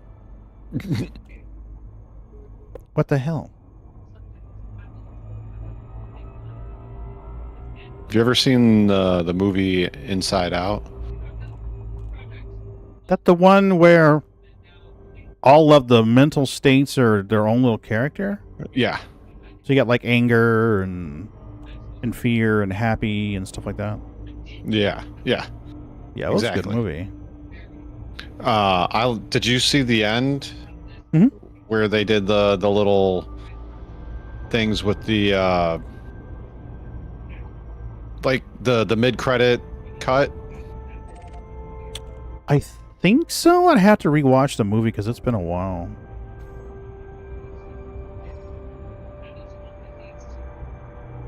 Where are you at, buddy? I saw emergency drop detected. Right in between the planet and the rings. Okay. I'm going to drop in on this ring. And then we'll do some core popping. What was the... I'd have to... It's probably on YouTube. Yeah. They show... There's a dog begging for food, and then a cat walks by, and they show the inside of the cat's head, like you would from the main character's perspective, and all their, and all the emotions. And it shows all the cat's emotions in there at the control thing for the cat. You'd get a kick out of it. Nah, nice. Part 2 just came out. There's an Inside Out Part 2? It just came out late last week. Holy shit. Made $1 billion. Oh, wow. The first one was great. Yeah. It's the first, not the first, but it's the fastest animated movie to $1 billion. Dude. Yeah. Exactly. Yeah, the first one was awesome. I absolutely loved it. It was really good. There were some scenes in there where people decided they were going to cut onions in our house. Damn onion ninjas. I know, little bastards. When her imaginary friend or something sacrifices himself so she can make it to the top. Oh, yes. Yeah, I was like, God damn it.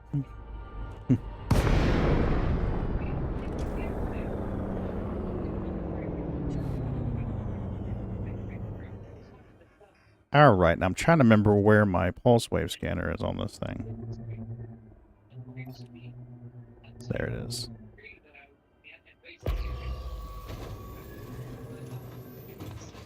I'm like 3.9 megamoms away from you.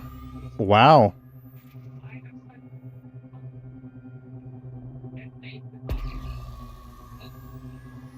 Well, I just landed on the top of the belt, and I'm looking for cores.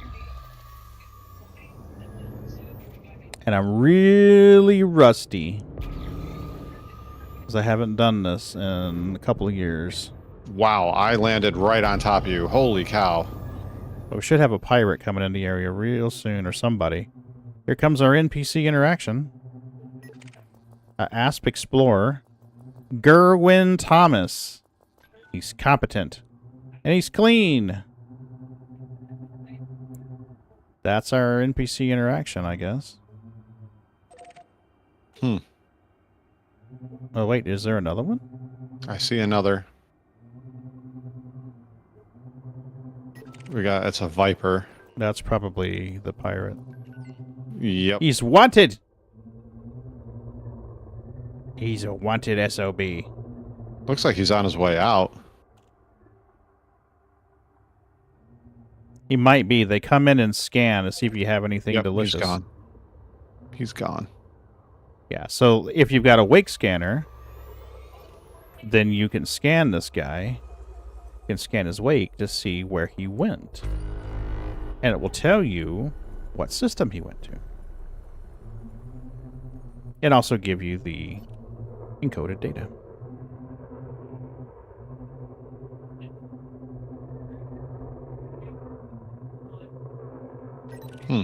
There's another Python out here, System Authority. Yep, it's the Popos.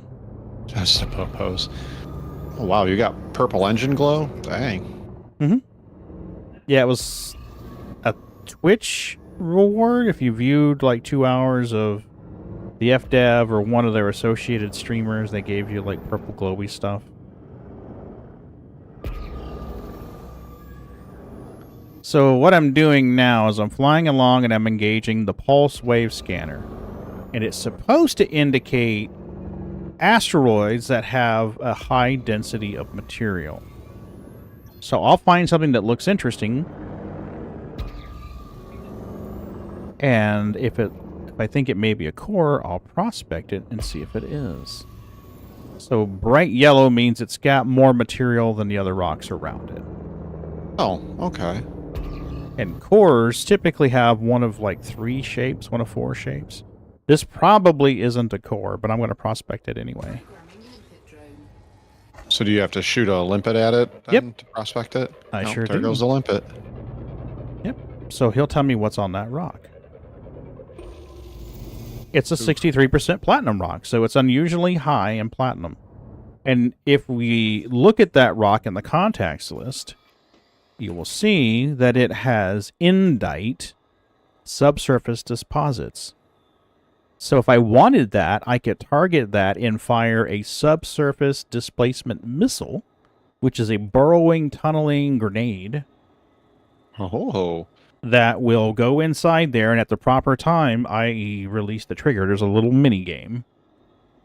And if I do it successfully, then it will eject material that I can collect and store on my ship. So I'm going to go ahead and use the mining lasers, and now these are not as efficient. Still, that's pretty cool. Oh, the whole core popping thing is pretty fun. Like I said, there's a lot of stuff that Star Citizen does right that I wish Elite Dangerous would do, and then there's a lot of stuff that Elite Dangerous does that I wish Star Citizen would do. Mm-hmm. I would probably like this type of mining more than shoot a laser and play a mini game and fly around scanning looking for the next the next thing. You got an asteroid getting really close to your rear end on its rotation. Yeah. Yeah, that's why I like the smaller ones when I'm doing this, because they're much more maneuverable.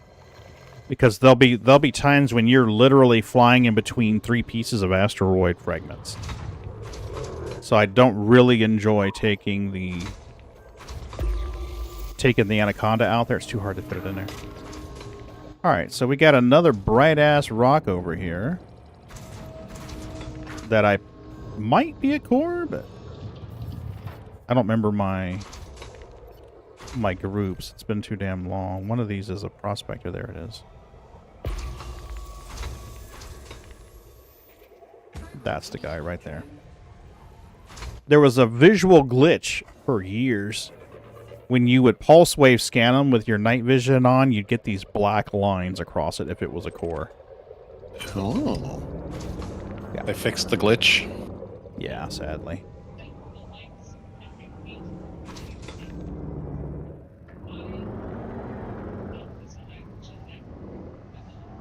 This is a Rhoda Plum Site core. So it's not necessarily... Wait. Road to plum site. I'm trying to remember if that's high value or not. It's been so damn long. What is it? The core. If you select that prospector limpet in the contacts list and target it, in the lower left, it'll tell you that there's 21% silver, 27% gold, 8% platinum, and there's a core of road to plum site. Oh. So I'm going to look and see if that's a high value material. If it is, then I'll grab it and just store it on the damn carrier until I'm ready to sell it.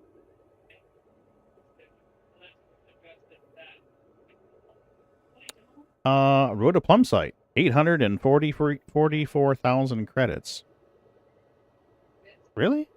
Let's do the average price here. I think I'm going to gather that. Sounds like a good maneuver.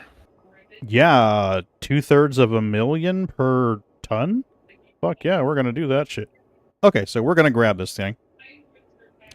What I generally like to do is laser mine the surface first. So I want to grab over here with the mining laser and laser mine it first. Then we'll bore into any of these subsurface stuff.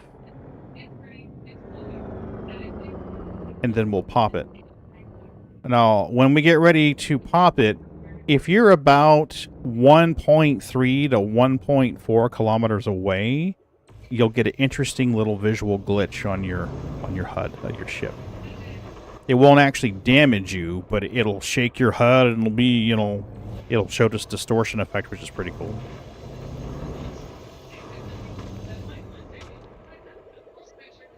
Alright, so now I need to go into my contacts and find any kind of surface deposits that may be on here. We have a platinum surface deposit. We're going to target that. And we need the abrasion blaster for that. So we got to fly around this. There's like little bright pixies flying around your ship. What's up with that? Those are the drones. Oh, okay. So now I'm using the abrasion blaster. And I'm firing off these little bunches of material that's kind of like a growth on the surface. It's like a surface deposit. And then underneath that, we will find subsurface deposits. Little tiny little holes we need to burrow into to get what we want. You know what? We're just going to cheat and use the contacts list here and find the next surface deposit. Now, Ron told me, because I didn't really notice it, but he noticed it pretty quick, that the shape of those, the icon for you, tells you whether it's inside the asteroid or on top of the asteroid.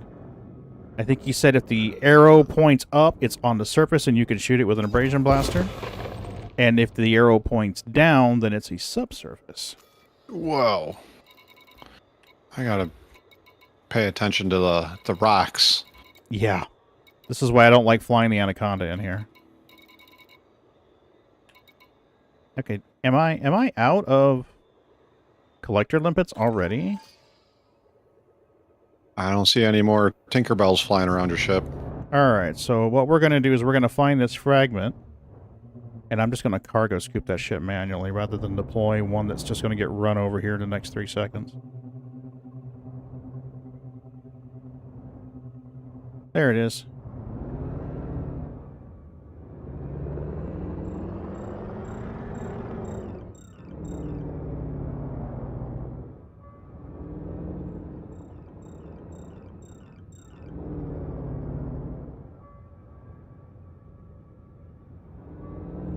Oh, wow, this is a long ways away. I'll be right back. Let me go grab this piece. It's alright, I'm keeping an eye on your rock for you. Thank you. Don't let her get lonely. I won't. Yeah, you gotta say nice things to her. Now if I shoot at it, will it do anything? Yep. Really? No. Oh. Hey, Sliver, what's up? Like that. Greetings. I do have a collector limpet. He was just hiding out, I guess. Little bastard, where the fuck have you been? I had to fly all the way out here thanks to you. It was hiding in a rock. Apparently. Or under a rock. They're really bad about getting stuck in rocks. They are horrible about getting stuck in rocks. Bad pits. Okay. Alright, I'm not going to worry about the osmium. I'm going to show you how we do the... Well, maybe we should grab an osmium, just to kind of show how subsurface works. Okay. Yeah, let's do an osmium just to show how the subsurface works.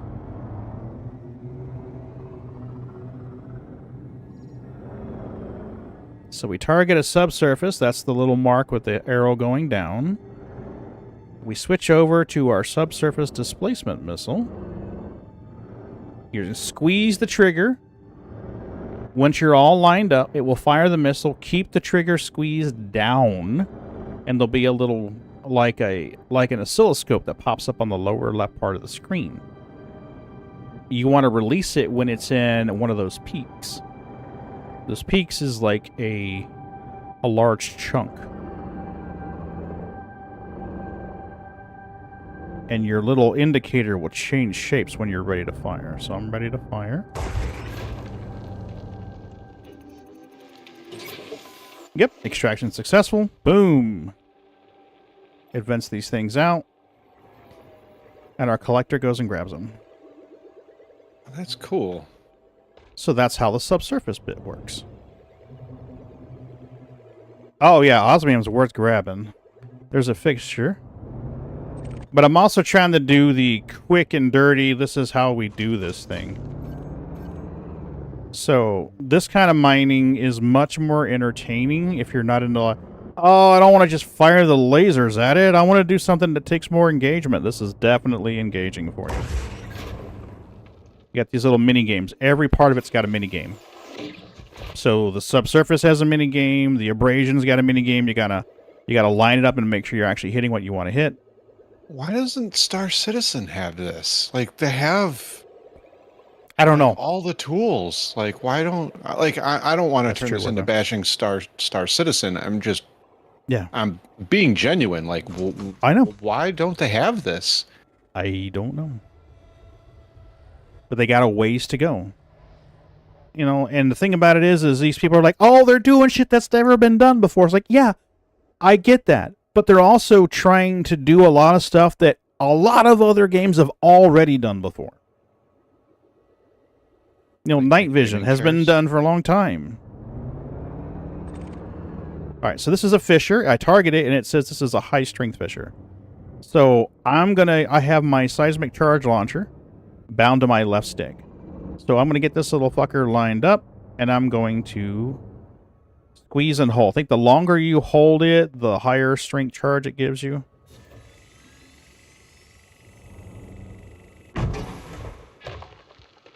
That one's set for high charge yield. In the upper right corner of my screen, I now have a bar graph. I see that. So I want to get that thing in the cherry zone, right into the blue. This is the low strength, so I don't want to squeeze it too long. There's 3 little bars showing around my reticule. I want to give it to just about the middle. So now we got a low, and my orange is just about full. I want just to give it just a little bit more of a bump. This is a high-strength fisher, so I'm going to give this about half of a charge. Almost. We need one more, I think. This is a low strength. Let's do a low strength. Nice. Optimal yield range. So now you want to fly about 1.3 to 1.4K away from that asteroid, because we're going to pop it. If you're 2K, you won't get any kind of effect other than visual and noise. If you are 1.3 to 1.5, you should get an interesting little vibrational effect on your ship. So I would target the closest object on that asteroid and back yourself up to 1.3, 1.4, somewhere in there. I'm at 1.4 exactly. All right, so turn where you can face the rock. Yep, I'm just to your left, so don't fly to your left. Yep, full pips to systems to get your shields up. Done. Turn up your headphones. Got it. I'm going to highlight one of these seismic charge warheads.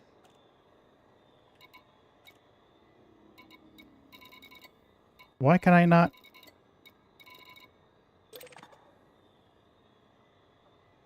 It's not letting me... There it goes.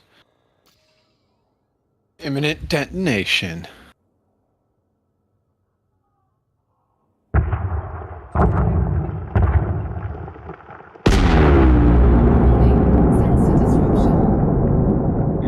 That's cool. So there you go. That's the part about the rock popping that's fun. And now all these fragments have just popped off of the rock. So I'm going to send my collectors in there. And then you usually get 3 or 4 chunks of the asteroid. You get this little frozen windshield effect when you fly in. And I need to change over to the abrasion blaster. Once all these little chunks are collected, I like to go in there, target the little guts of the asteroid. There'll be little particles of good stuff. Okay. This filthy pirate and combat boy is learning something tonight. So if you don't enjoy normal mining, you might enjoy this. And typically, the stuff that you get with core mining is a higher value, like the Rota Plum site. I can't get that any other way except core popping. And you saw the value of it. One chunk is $500,000 to $750,000 for one chunk. All right. So now what I'm going to do is ignore the cat who's bugging me. Okay, and I'm going to go into my contacts list. And I'm going to find, or actually I'm just going to target one of these surface spots, a Rotoplum site. Try not to crush myself on the other rocks. And shoot this with my abrasion blaster. If I hit it right, it'll pop off and my limpets can collect it. There it is, it just popped off.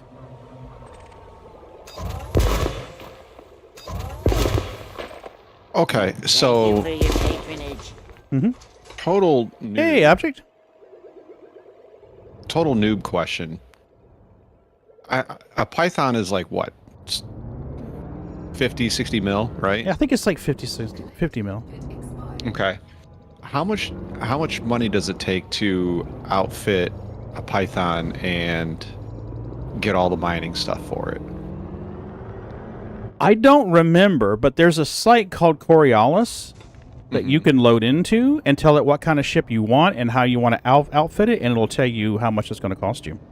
Ooh. I believe I have that site saved, bookmarked. There you go. That's the one you want.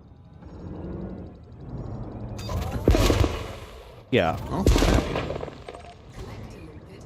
Man, I'm losing collectors left and right here. Because, I mean, combat's fun and all, but sometimes it's... I mean, that's why I rock mine. Sometimes I just want to chill. I get it. I do. And that's why when you said mining was kind of like, well, I haven't shown you the fun mining. Is there like ground mining, like hand mining in this, or nah? You can do what you might generously describe as mining in your buggy. You can, there are these sites where you have to shoot stuff off of trees or something like that, and you can, you know, shoot it off the tree and then use your cargo scoop on your buggy to grab it. Okay. So, I mean, you might consider that a form of mining. It's usually for engineering materials. Oh, okay, okay. So there's that. I used to have a short clip, a little funny clip where I got stuck in a brain tree.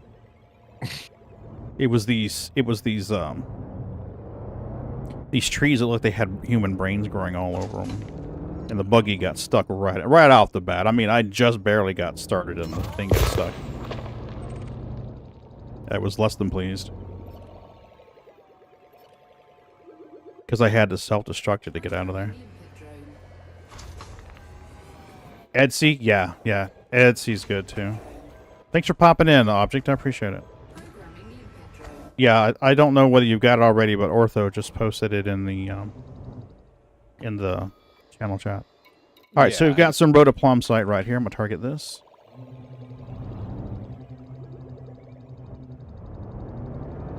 So core popping's kind of fun. It breaks up the monotony. Oh shit, that's not what I wanted to do. That worked. Not what I wanted to do, but it worked. Well, I'm gonna jump down to Gen chat and place. Yeah, thanks for popping in, Sliver. It's good to see you, buddy. Yeah. I'm stuck. I'll be lurking your stream still. Yeah, thank you, buddy. See ya, Sliver. See ya. Catch you after. So now, I personally prefer Etsy, but for newer player, Coriolis is slightly more intuitive. Yeah, and there's a way in Coriolis, I don't remember exactly how to do it, but there's a way where you can have it figure the Leon Rue discount. And I think we've gathered all the rhodoplumbsite. There's one more piece out there.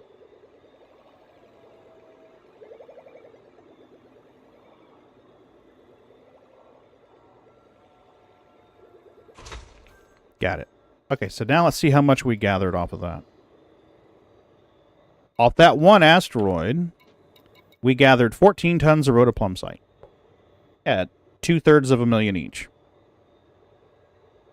Wow. So, not bad.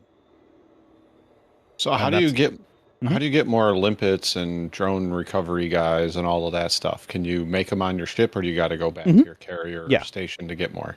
Well, you can synthesize them as long as you've got the material you need. If you go into your inventory tab on your ship and your number 4 console, arrow over to inventory and go down to where it says synthesis, and you'll see a list of stuff that you can make. If it's got the dot beside it, that means you have the material to make it. Seismic charge munition. Oh, okay. So, I mean, if I get out there and I'm like, oh shit, I'm out, as long as I've got the material I need to make it, I can make it. Can you buy the material at stations that you need? I believe engineering materials you have to either find or trade. So if I get, say, like, there's an engineering material that I want, but it's only available in certain ways and I don't feel like getting it, I can take another engineering material to a trader, a materials trader, and I can say, hey, I'll give you 5 of this for 2 of those. Oh, okay. So that's an option. Pretty cool. Yeah, so that's an option too. Now I need to get out of this because I'm all frozen and it's hard to see. There we go. So now we're back to night vision mode and go over to my pulse wave and look for the next core. And there's a candidate right there. The brightly yellow rocks are definitely worth investigating, but they might not be a core. See, in this ship, it's much more efficient for me in this build to do cores. When I go back to the bubble, when RES sites killing pirates, I synthesize a lot, even with engineering. I go through so many pack counts. See, now that's something that Scarred Citizen's in here object. I don't know if you ever watched his streams, but he's more into the combat stuff and less into the industrial. But there's still an opportunity for us to wing up and have some fun. We can get a group of people together, say like a couple of people who want to do combat and a couple people who want to do mining. We can go down into a Haz-Res site because the mining yield is better. We're going to make more material faster, but there's going to be a steady supply of pirates that come after us. So the miners get to mine, the ones that want to do the combat get to engage in combat.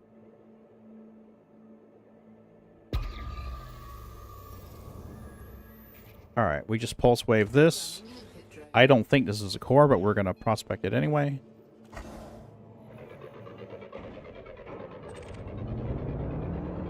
But this is what I wanted to show you. Yeah, there's no core here. There's a little bit of platinum on it. We have some surface deposits. What are those? We got Sammarium. I need that Sammarium, so we're going to grab that fucker. And I'm going to shoot it with an abrasion blaster for my contract. I would definitely be up for combat and mine like that, but I'm going to be out in the black exploring for at least a few more months. Well, you know, when you get back in, Object, hit me up. Scar just picked up Elite, so we're trying to, like, you know, let him have his organic discovery of it and then answer any questions that he has. Yeah, I'm one of those Star Citizen boys. Your Star Citizen refugee. Well, Ron and Murd and a few other people told me, hey, you should try Elite. I think you'd like it. I think you'd like it. And then eventually I listened to him and I'm like, you know, you're right. I do like it. It's good fun. It's a little more empty than Star Citizen, but it's got its own. Yeah, it's got its own fun. Yeah, it has its own charm, I think. And I think you said it very well during your stream today when you said that you take some things out of Elite and put them in Star Citizen, some things out of Star Citizen and put them in Elite. You have a very good game. Now, if we can just get CIG and, what is it, Frontier to hang out together for a little while? Well, what's interesting is... when was the last time you tried Star Citizen, Object? I would not recommend trying it right now. The servers are train wrecks right now. It's really bad right now. Yeah. I picked a bad time to try to play. Yeah. It is. It's... You know, I was venting about that in Global Chat the other day. I was like, you know, hey, you know, I shouldn't have to spend this much time trying to sell material. Just trying to sell. And they're like, oh, well, you know, the typical white knight answer. And I'm like, no, you don't understand. I know they're trying to do the whole no loading screens thing. I get that. I understand. I backed the project for a reason. But when you start breaking elementary stuff that's worked for years, my patience gets real thin. That's the core issue. Not even close to being ready. When they make it a 1.0 release, I'll give it a try. Well, they've said that they're trying to get that soon. Welcome to the dark side. So, I don't know. Keep a watch, maybe in a year or two. Oh, we got a platinum core here. TJ! How are you, TJ? I hope you're doing well. The number of times I've seen SE players say something like, don't try it right now, it would be a lot. Last 10 years has been soon, you know, buddy? You are 100% right on that. You are 100% right on that. I gotta say, it kind of touched me in the no-no pixel today trying to play. Right? Alright, let's pop this core. We got a Fisher, high strength. Which one's on my right trigger? Left trigger, my bad. It was hurting. It was... Yeah, you jumped out. I mean, you landed at that station, and I saw a little bit of stutter, and I was like, huh. And then you hopped out, and I'm like, holy shit, dude. That was horrible. That was bad. That was really bad. Awesome, TJ. Good to hear it. There was bits of brightness here and there, but for the most part, I'd say it was kind of a shit show. Yeah, it was a bad showing of Star Citizen, and then honestly, like, in my opinion, like, okay, the server recovery is great, but I'd almost prefer to just straight up 30K and get a fresh server versus likewise what we're getting right now. So wait, and it might recover, or it may just fail again in the same way. That's the average strength, so let's do average. Ooh, too much. We gotta deactivate one of these. You can deactivate one? Yeah. That's a high strength. I don't want to do that one. This is a medium strength. Let's deactivate this one. Welcome to the dark side. Daffs! Absolutely. It's exactly like Star Citizen, buddy. Nice. Okay, are you where you want to be for this?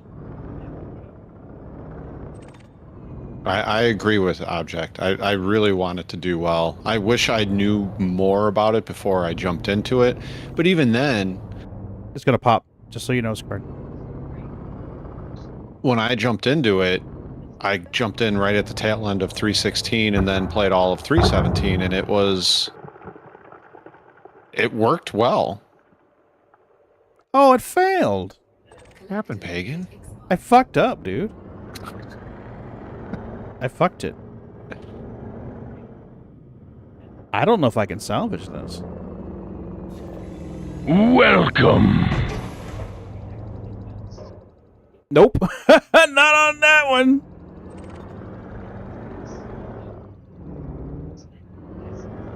Premature destination.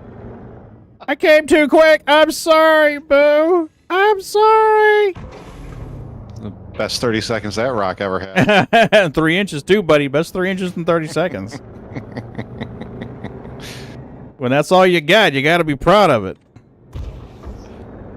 There's a website called Hymns. You might want to look into. Yeah. Okay. Yeah. Thanks for that. I said Python, not Pagan.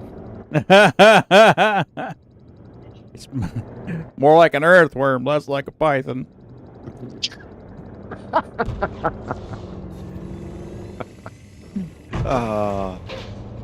I can't.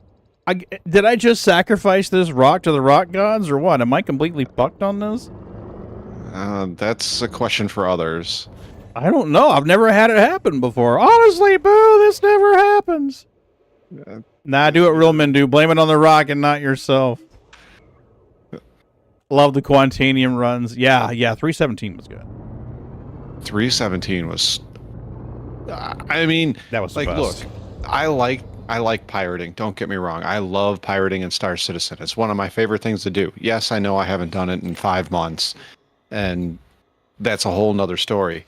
But doing what me and Star-Lord were doing at the time, and bunker busting people, and camping bodies, and getting into gunfights with MedRunner and other medical organizations, I've never had so much fun playing that game until the pirating came along, and then it seems like it's just kind of steadily gone down from there. And I don't mean the gameplay, I mean just the state of things.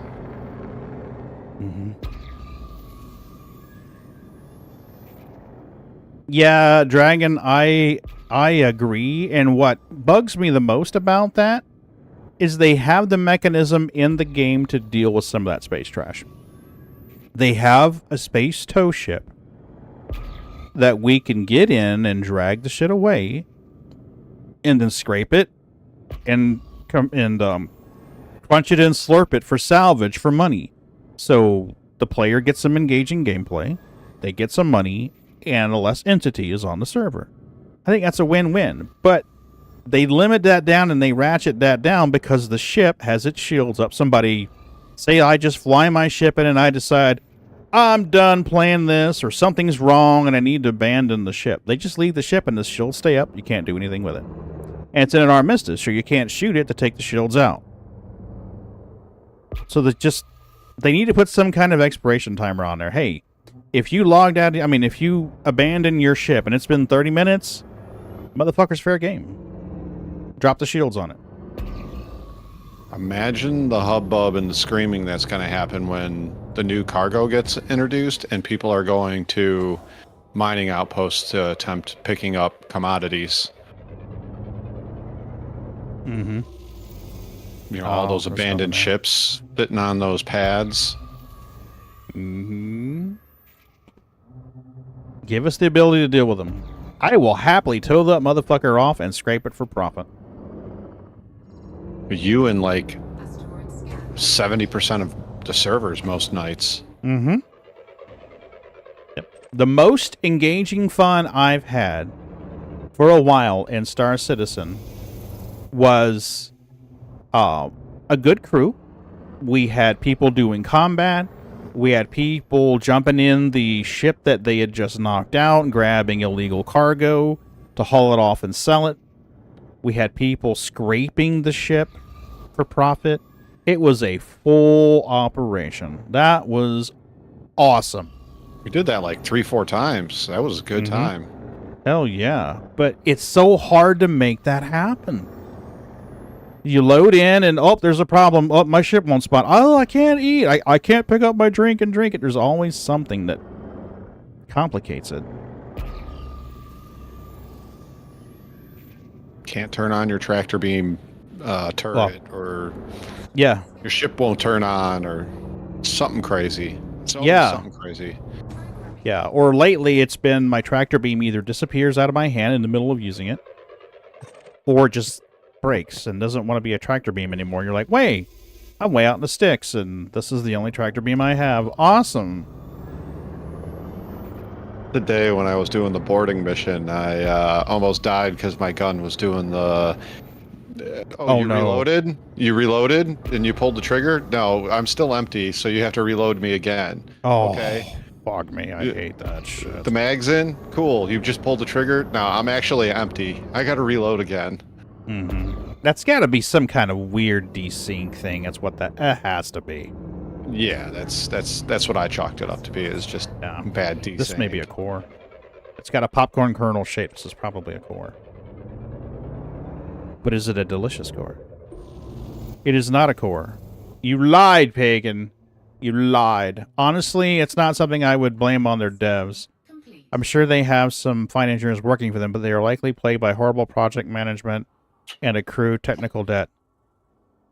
TJ said he had it just a second ago. What? Agreed. 10,000% agreed with what Object said. Well, you know, and I've been saying it quite a bit lately, and I feel like it's falling on deaf ears. But I understand that when people leave a company, they're not going to be in a disposition where they're likely to write a good review. Especially if they didn't want to leave the company. I understand that. Okay? But if you look at Glassdoor and you look at the last 12 months, people leaving that company, look at their comments. Find the commonality. That can't be a coincidence. Yeah, I've when I early on started seeing the cracks, I was blaming the devs, and then I quickly realized it wasn't the devs, it's how they're being managed. Yeah. And you unfortunately you have to answer to the guy who is answering to the guy who writes your checks. Yep. So if Roberts comes by, you know, and changes his mind and decides that he doesn't want the ladder to be over here anymore, he wants it to be over there, everybody engaged on that to make that process change has to make that change. Yep. And from what I've been reading, that happens a lot more frequently than people realize.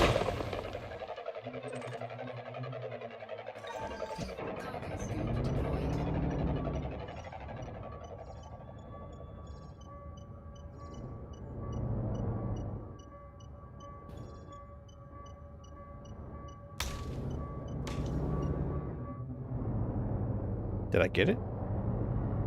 I don't know. Did you? No, I don't think I did. Where is it? There it is, right there.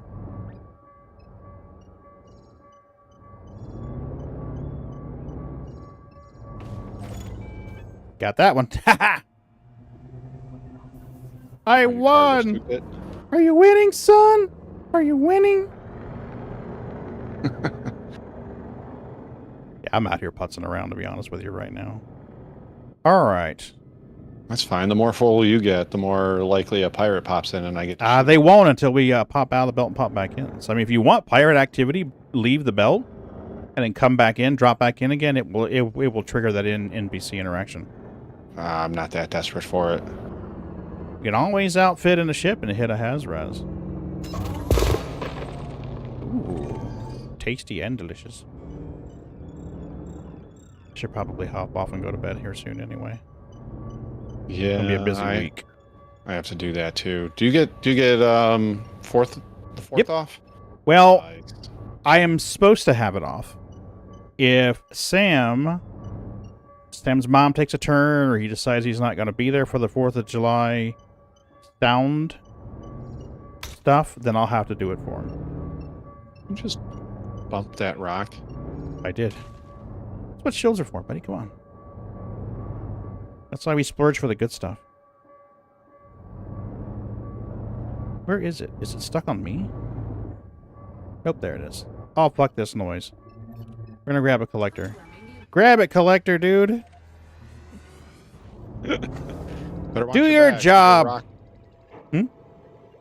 There's a rock right to your right side. Oh, yeah, yeah. Oh, trust me, I tap the fuck out of these. Optic says, I've seen it many times, almost 30 years career in the information tech industry. Talented devs and engineer resources that are managed poorly. Mm-hmm.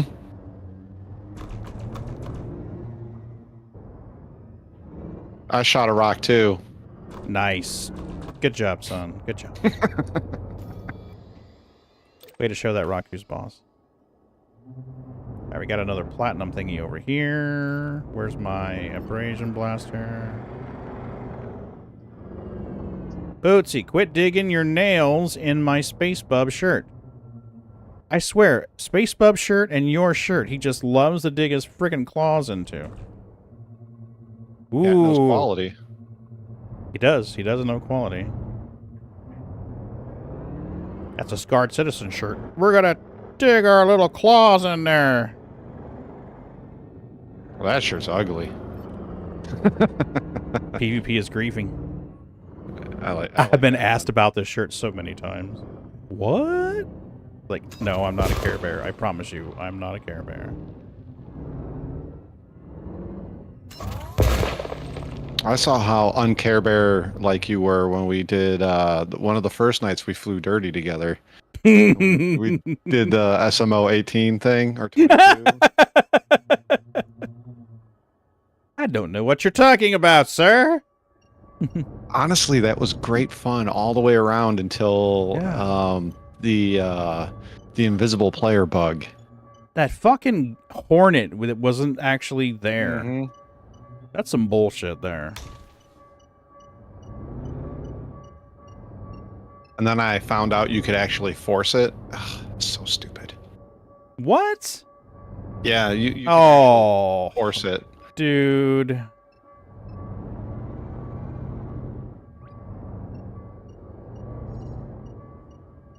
You had to do something in your ship at the same time you were dying, but if you could get a friend to shoot you through the canopy, you could do it. If I remember correctly. Cargo scoop this.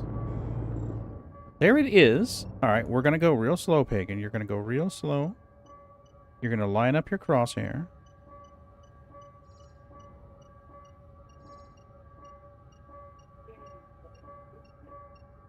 Getting two separate views of this is pretty funny. Got it. Oh my god, took forever. Alright, let's see if we can find one more core out here. We're gonna track our cargo scoop so we're flying faster. Ooh, there's something. See if we got something tasty out here.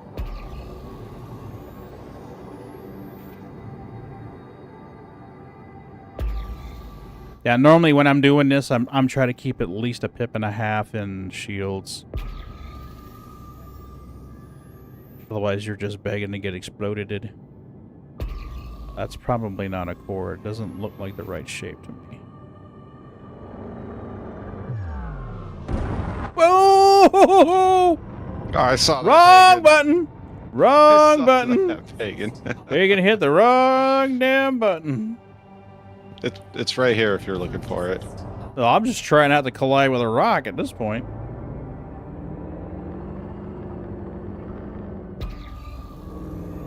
Slow down there, mister.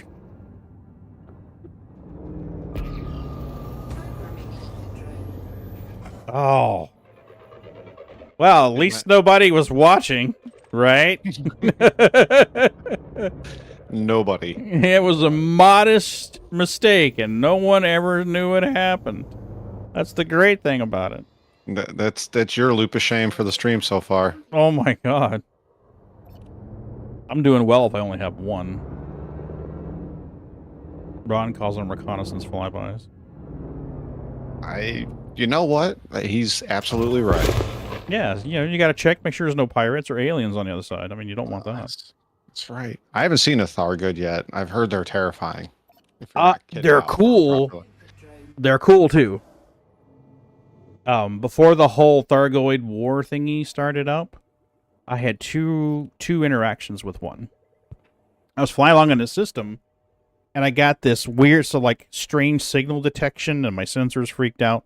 And next thing I know, I'm yanked out of fast travel. God damn it. The frame shift drive, that all disengages, and I'm sitting there floating in space like, what the actual fuck? And next thing I know, this giant flower with like these jellyfish tentacles just appears. And it makes this weird noise, and the tentacles go my way, and I get scanned. And I'm like, what the fuck? Because I'm in a cargo hauler with no weapons. And I'm like, oh shit, I'm about to face a rebuy screen. And then it just turned away and flew off, and I was like, oh, that's cool. And then it happened again. Later on, I had another one where I was flying along, and there was a Thargoid thing. I was like, oh, okay, well, this will be neat. I'll get to see it again, and I'll record it this time. Well, apparently someone had just aggroed it, so it was pissed off. So it turns, it sees me, it scans me, and I'm just waiting for it to be over, you know, so I can hit the Alt F9 to cancel the recording. And it just unloads on me, and I'm like, oh shit, there go the shields. There goes the whole hello rebuy screen. So I'm like, fuck me. Your mining ship is a Type 9. She's a big fat butt when it comes to maneuvering around those rocks, but if you treat her right, a girl can dance. Somebody else I know loves using the Type 9, and there was one of my friends likes using a, believe it or not, a cutter as big as those fuckers are. Well, what? Boots? What is it, Boots? What is it? What is it, Boots? It keeps reaching over and tapping me.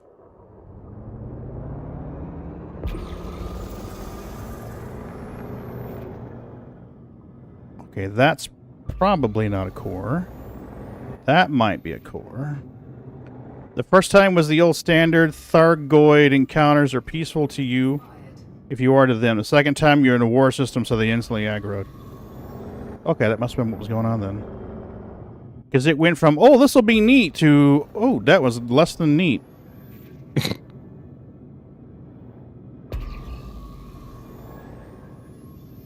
Let's check this guy out. Yeah, I have her drives engineered so she turns fairly well, so how to anticipate turns and stops when you're close to the rocks. Yeah, we need to introduce Scarred here to the Guardians. I think what I'll do is I'll look for that video by Down to Earth Astronomy. Ooh, there's some surface and subsurface stuff. Oh, yeah. He did a really good one that tells you how to do it. I know you know this, Pagan, but for anyone who's new, worth looking at the galaxy map and understanding the war systems are if you're not up for them to avoid. Yeah. This was before the whole Thargoid war started. This was before they did that whole thing. I want to say 2 years ago? See, now that one over there in the top left might be a core. What do we got? Yeah, definitely avoid them unless you're prepared for it. Squirrel. Squirrel could be a lot of help for the Thargoid stuff. I was watching him one day. He was going out there and just massacring Thargoids. Yeah, he's really good at that.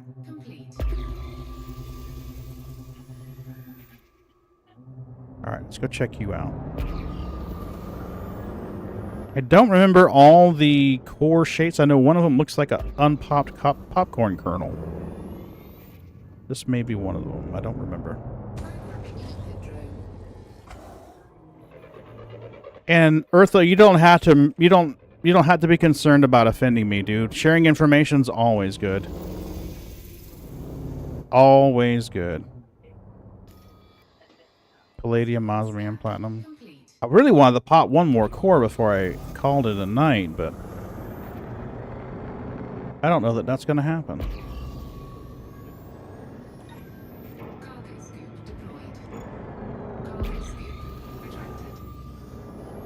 Okay, I guess I'm going slow because I don't have any pips and engines. Object says, my first Thargoid encounter, I was in my DBX, that's Diamondback Explorer, by the way. Built for just exploration. When I plotted my route, I noticed one of the systems was Thargoid controlled, and it says, oh, how bad can it be? I'll just jump and jump out before they know where I am. Easy. I didn't discover what hyperdiction is. Yeah, hyperdiction is goodbye. No fast travel for you, motherfucker. Yeah. What was it? Unusual frame shift signature detected or some shit like that? I don't remember the exact verbiage, but something along those lines. Alright, let's put a couple of pips in engines. We can go faster. Well, the form of fast travel is just not where you were intending to go. Yeah, well said, Ortho. Fast travel to the rebuy screen. Congratulations. You weren't doing anything with that money, were you? Yeah, they were on you like a rabid dog on a mailman. Dropped me out of hyperspace before I even got in the system. Less than a minute after that, the rebuy screen. Yeah. Yeah. I tried doing those little passenger pickup missions when the Thargoid War started, and nope. That's a big can of nope.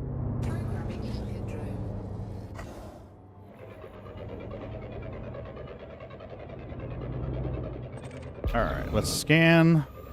If it's a core, I'll circle back. It is not. Come on, one more boom. I don't even care what's in it. I just want to make a rock go boom. And it doesn't matter about the hotspots.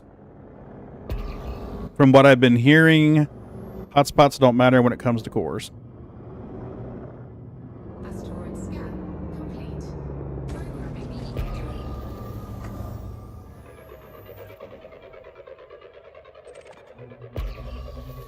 I will say, though, Elite Dangerous does look pretty out here in the rocks looking at that planet. Is that not awesome? Cool, you should see it. Cool, yeah, do it in an icy ring. If you go somewhere where it's called an icy ring, instead of it being space turds, it's space like turds. Yeah. I mean, if you have your night vision off, they look like space turds. If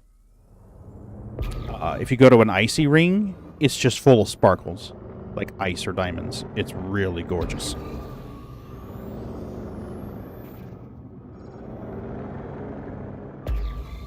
I don't enjoy mining for tritium, but I like the sights of the belt, especially when you get like where the planets all rotate, right, and they revolve. So Star Citizen has the rotation, but they don't have the revolution. Damn it! No core there. So they don't have the revolution around around the parent star.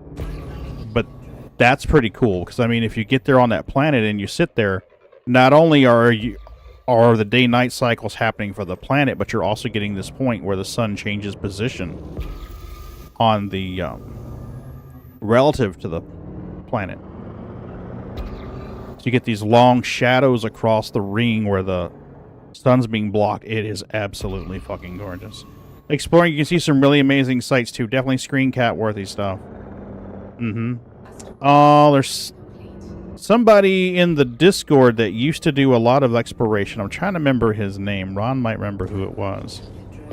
But he was always posting stuff on the Discord, like cool stuff that he had found. And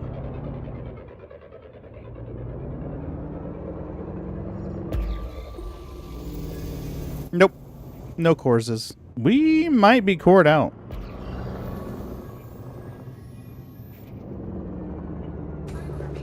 We're just wasting drones at this point. You found a few ringed Earth likes in my time. Beautiful. Oh, I bet. That's cool. Yeah. One thing you kind of have to do, it's like a rite of passage in Elite, is we got to get you out to a system that no one's been in before so you can get your name on it. Oh, that's cool. That's cool too. Yeah, if you're the first one in there, then you get the credit for it. And if you go in there and you scan it, then you can get like, hey, this system was discovered by Scarred Citizen. This planet was discovered by Scarred Citizen. First footfall, Scarred Citizen. That's really cool. Yeah, so that way your name's part of the game. Kind of like the first person to do a server-to-server jump from Stanton to Pyro was Trash Boat. Nice. Immortalized forever. I thought it was funny that his name was Trash Boat. I think that's awesome. That's even better. It would have been better if it was the guy that Grumpy ran into, whose name was, it was spelled Y-U-R-I, tarded.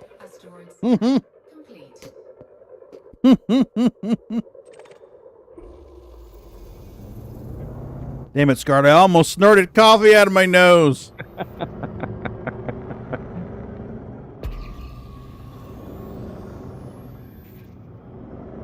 What's funny is Grumpy got banned for using that language in global chat, but then the day he got unbanned and he logs in, there's a guy flying out of the station named that. Oh, that is awesome.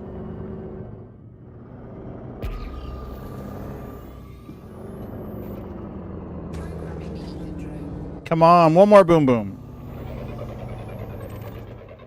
I just want to do one more boom boom.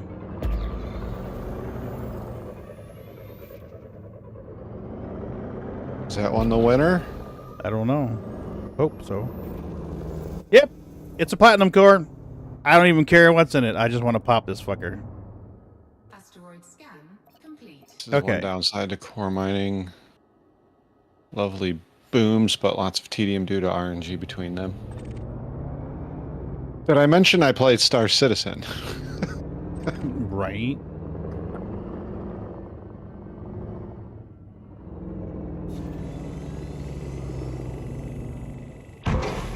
And this sun, this star, this, what is it, a white dwarf?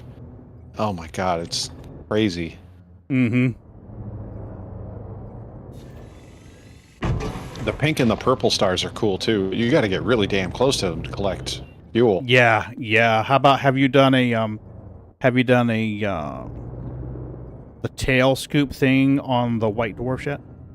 No, I've on my way here I ran into a white dwarf and I was like, yeah, I'm gonna fly way around that. That's fun. It's a little, for me, it always seems to happen when I have cargo on board I don't want to lose. Wait, there's neutron stars in this game? Yes. There are. That's what the white dwarfs are with the tails. Oh, that's the white dwarf stars with the tails? Okay. Alright. We are getting out. Wait, those are neutrons or are those quasars?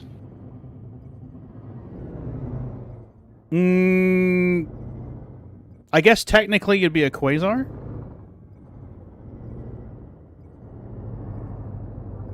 Are you clear for me to pop this? Yeah. Okay. They're both in the game. Mm-hmm. I did like being in my the first time I was in a trinary system. That was pretty cool. That was really cool. Wait, white dwarfs and neutrons are different. Yeah, neutrons, if I remember. Oh god, that's a cool ass sound. Asteroid destroyed. Yeah, neutrons are like dying stars. Quasars are Oh no, I mean IRL. I know they are, but I meant in Elite Dangerous. Oh, yeah. Black holes. I knew that there were black holes in here. I have never seen one before, but I saw them on the map. They were marked on the map in a couple of spots.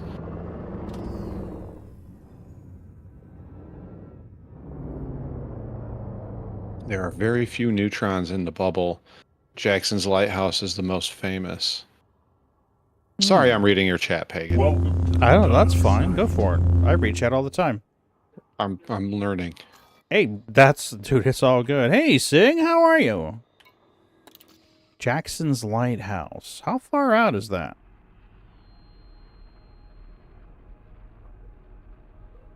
Jackson's Lighthouse. Only 276 light years. We could jump the carrier and be there.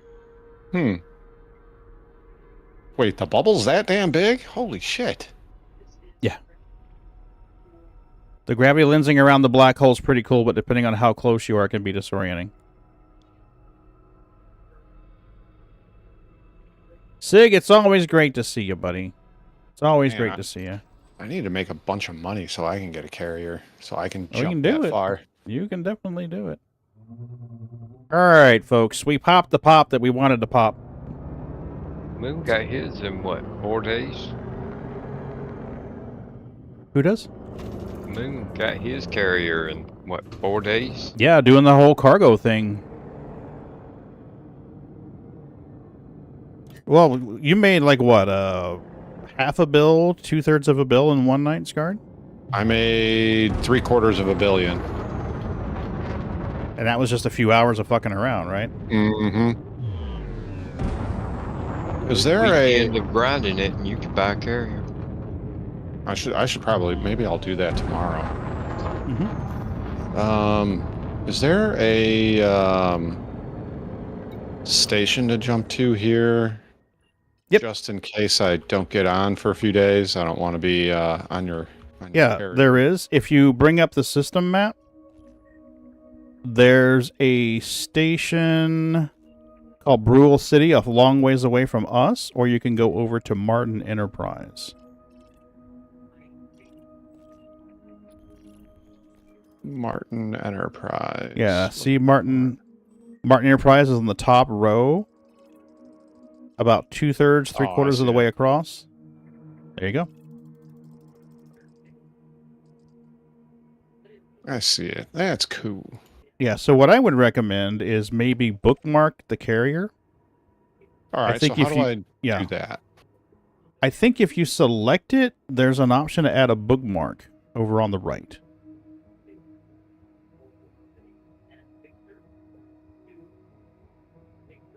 So if you click it once to select it, and then a little menu comes up. It says description, Pagan Links Geek, OGDD. Over on that little menu, there'll be a flag. That's fourth on the bottom. You can bookmark that. Oh, I gotta find your carrier again.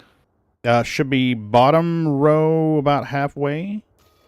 He should have it as a wing bookmark. Yeah, he might. See, yeah, it's not giving me your carrier. Okay. Let me find it. Okay, so if you go to the system map, the bottom star, you got the first planet, you got the asteroid belt, you got the little carrier symbol of pie slice, and then you got the brownish purple ringed planet. Below that should be a carrier icon. Oh, I see it. There you go. Click that, and then... Yep, and when you click it, it should say Pagan Links Geek, and then there you go, bookmark it. Good to go. Save. Alrighty. That way, no matter where you are in the galaxy, if you're like, shit, where's Pagan's carrier? Then you can bring up your bookmarks and go, oh, there it is, set route to bookmark. I have Ron's bookmarked. I think I still have 1812's bookmarked. I don't have Moon's bookmark. Oh, shit, I got that glitch where it stays at zeros. Oh, there it goes. It's fixed. Couldn't remember how to fly. I have the new HOTUS. I've not set it for the game yet, so I logged out. Yeah, okay, good. I thought I bookmarked yours, Moon, but I wasn't 100% sure.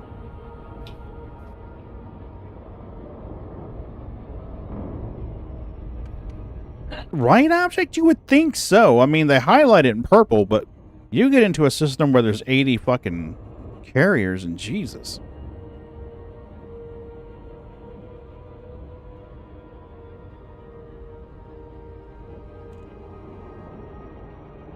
I must not have put a Super Cruise overdrive on this thing yet.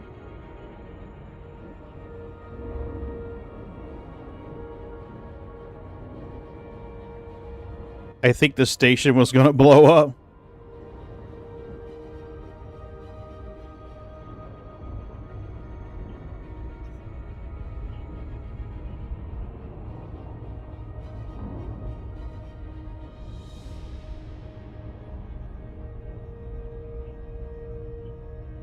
Yeah, Scarred, I'll find that Down to Earth astronomy video where he talks about doing the Guardian stuff, and send it to you.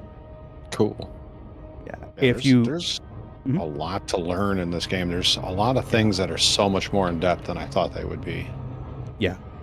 Now you're going to need when you decide you want to do it, you're going to need a ship that has a buggy hanger in it. Okay. So. How about? Good. Hold on 1 second. ED resources. Okay. It might be in there then. I am posting a link to Commander's Toolbox. If you look at the top of it, under guides, there's engineering, mining, exploration, guardian modules, empire rank, fed rank, and shield mechanics. There you go. Sliver! A lot of other good stuff on that website too. Yeah, Down to Earth Astronomy did awesome with that, didn't he? Yep. He did some good guides. Oh, what the fuck? My guy seems stuck in... Again! What the fuck happened? What? Did you hit a button, baby? Maybe. I can't get out of head look mode. There we are. Okay, there I am.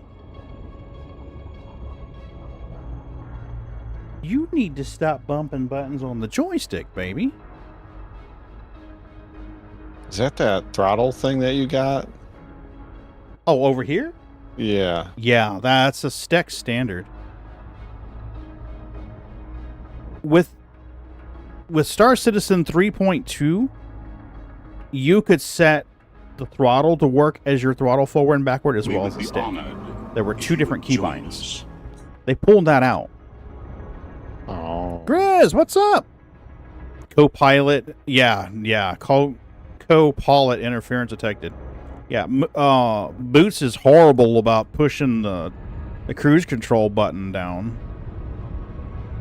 It's good to see you, Grizz. Grizz is good peeps. He's awesome peeps.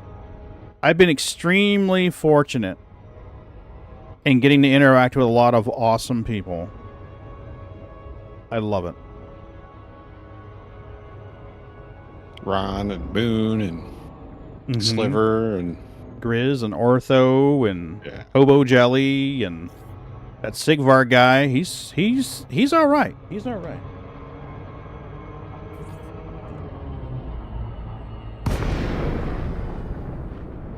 All right. Object-oriented seems pretty nice. He's got a cool username. Welcome, Commander. Please request docking permission before approaching. Today starts my last year in your 30s. You turned 39 today? Yeah, it's his birthday today. Happy birthday, Grizz. I didn't realize it was... You were the one that Scar was saying happy birthday to. You know, it's customary that I sing to people when it's their birthday. So put on your earmuffs. Happy birthday to you. You live in a zoo. You look like a monkey. And you smell like one, too. Happy birthday, buddy. Even if you do smell like primates. All right. Clearance granted. Move to your landing pad. Oh my gosh, I have to manually land like a pleb? Oh! Oh dear. Do you know how to do this, Pagan? I don't know. Usually Jeeves does this for me. Jeeves! Get away from Muffy and land this damn thing. Maybe ask Sneak's there to push a button for you. Yeah, she probably would. I got you, Dad. It's all good. It's all good. I know right what to do. I see her. She's going for one of them. Oh, she will. Boots will do it too. Boots has crashed my Caterpillar on more than one occasion in Lorville. Hey, baby. Hey, baby. Landing complete. Commence shutdown. Services at Oh, butt scratching time. It's butt scratching time. Butt scratching time.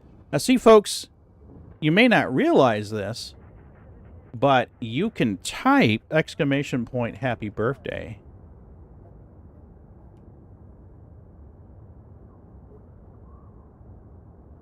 And it will do that. Happy birthday! See? Oh, that's cool. I'll have to send that command to you.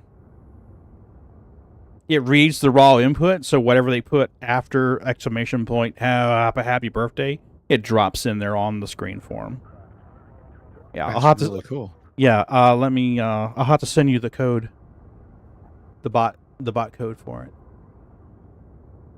Where is it? Happy birthday. There it is. How can I export that? Add to export. But you have voice attack set up to export shit for you too? No. I was good. I don't trust it that wet, much. and I don't want to move. I don't trust it that much. I was gonna say, that's pretty trusting. Right? Okay. No. Export to clipboard. No. Bloop. There you go. If you open up StreamerBot and you go to import, you can copy pasta that text. Oh no, it probably got trimmed. Hold on a minute. Yeah, you have. It probably got trimmed. DM. Yeah, I'm going to have to DM that to you.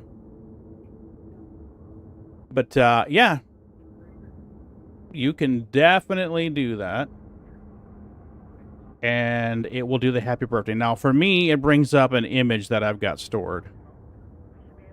So I will export that to a text file, and then I'll send it to you so that you've got it. Right-click. Where was it? I just saw the damn thing.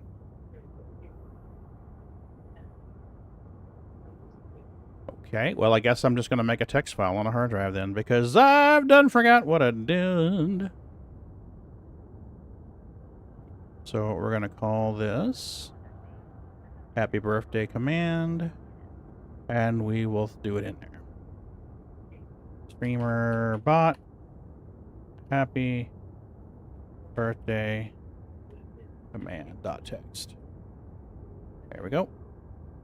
And right click and paste. Oh yeah, that's definitely going to have to be sent to you because that thing is long as fuck. Oh my gosh. All right, folks, I appreciate you hanging out with me here tonight.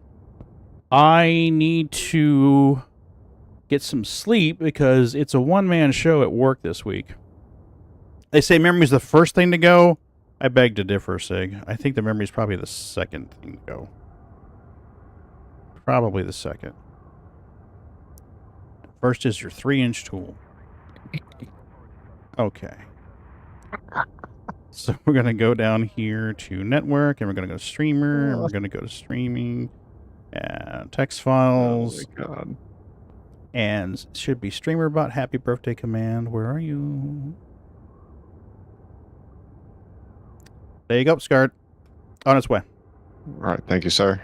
Yep, no problem. Just copy pasta, and you'll have to edit it so that it plays the proper... Has the picture. I mean, I can send you the picture. I can send you the sound file. I just went on what was that website where I get my sounds from? My Instanced? Yeah. Yeah, I think I searched for happy birthday and it came up. Happy birthday. You actually misspelled it, you dipshit. Yeah. So, yeah, there's a fuck ton of happy birthdays in here. Oh, wait, Michael Scott.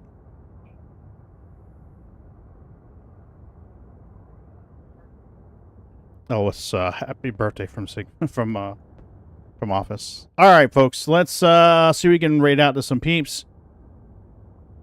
Who do we have that's on? See, if Scarlet was streaming, I'd raid out to him, but no. He's goofing off and slacking and hanging out in other people's channels. For shame. All right. Oh, and I heard what you said about Civilization today. I did not realize you were such a Civ fan. Oh, I love Civ. Civ's great. Hey, Sneaks. Okay, what do we got here? Viewers load high. Laser mining some platinum. Some people can't distinguish between etymology and entomology. One is a study of words and one's a study of insects, isn't it? Yes. I thought so. What are we doing? Or do we have like a follower only chat? Okay. Mute. Mute. Mute. Thank you. Thank you. Go away. Yeah, let's Rosa. Let's raid Rosa and see what's going on with her. Yeah, I love the stream title. I'm like, ooh, I'm digging this.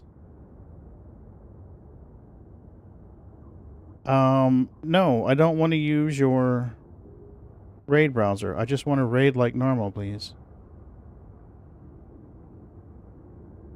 How do I get out of the raid browser? Oh, fuck me. I'm going to type it in manually. Damn you, Twitch. There we go. Raids created. I'll see you guys in Rosa's channel. She's a great combat pilot. Amazingly does Thargoids. There was one I used to watch. She was from Brazil. She was really good at combat.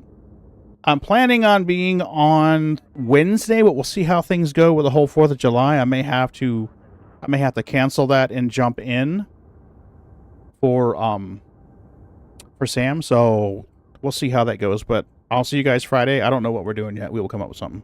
But y'all have a good night. I'll see you later.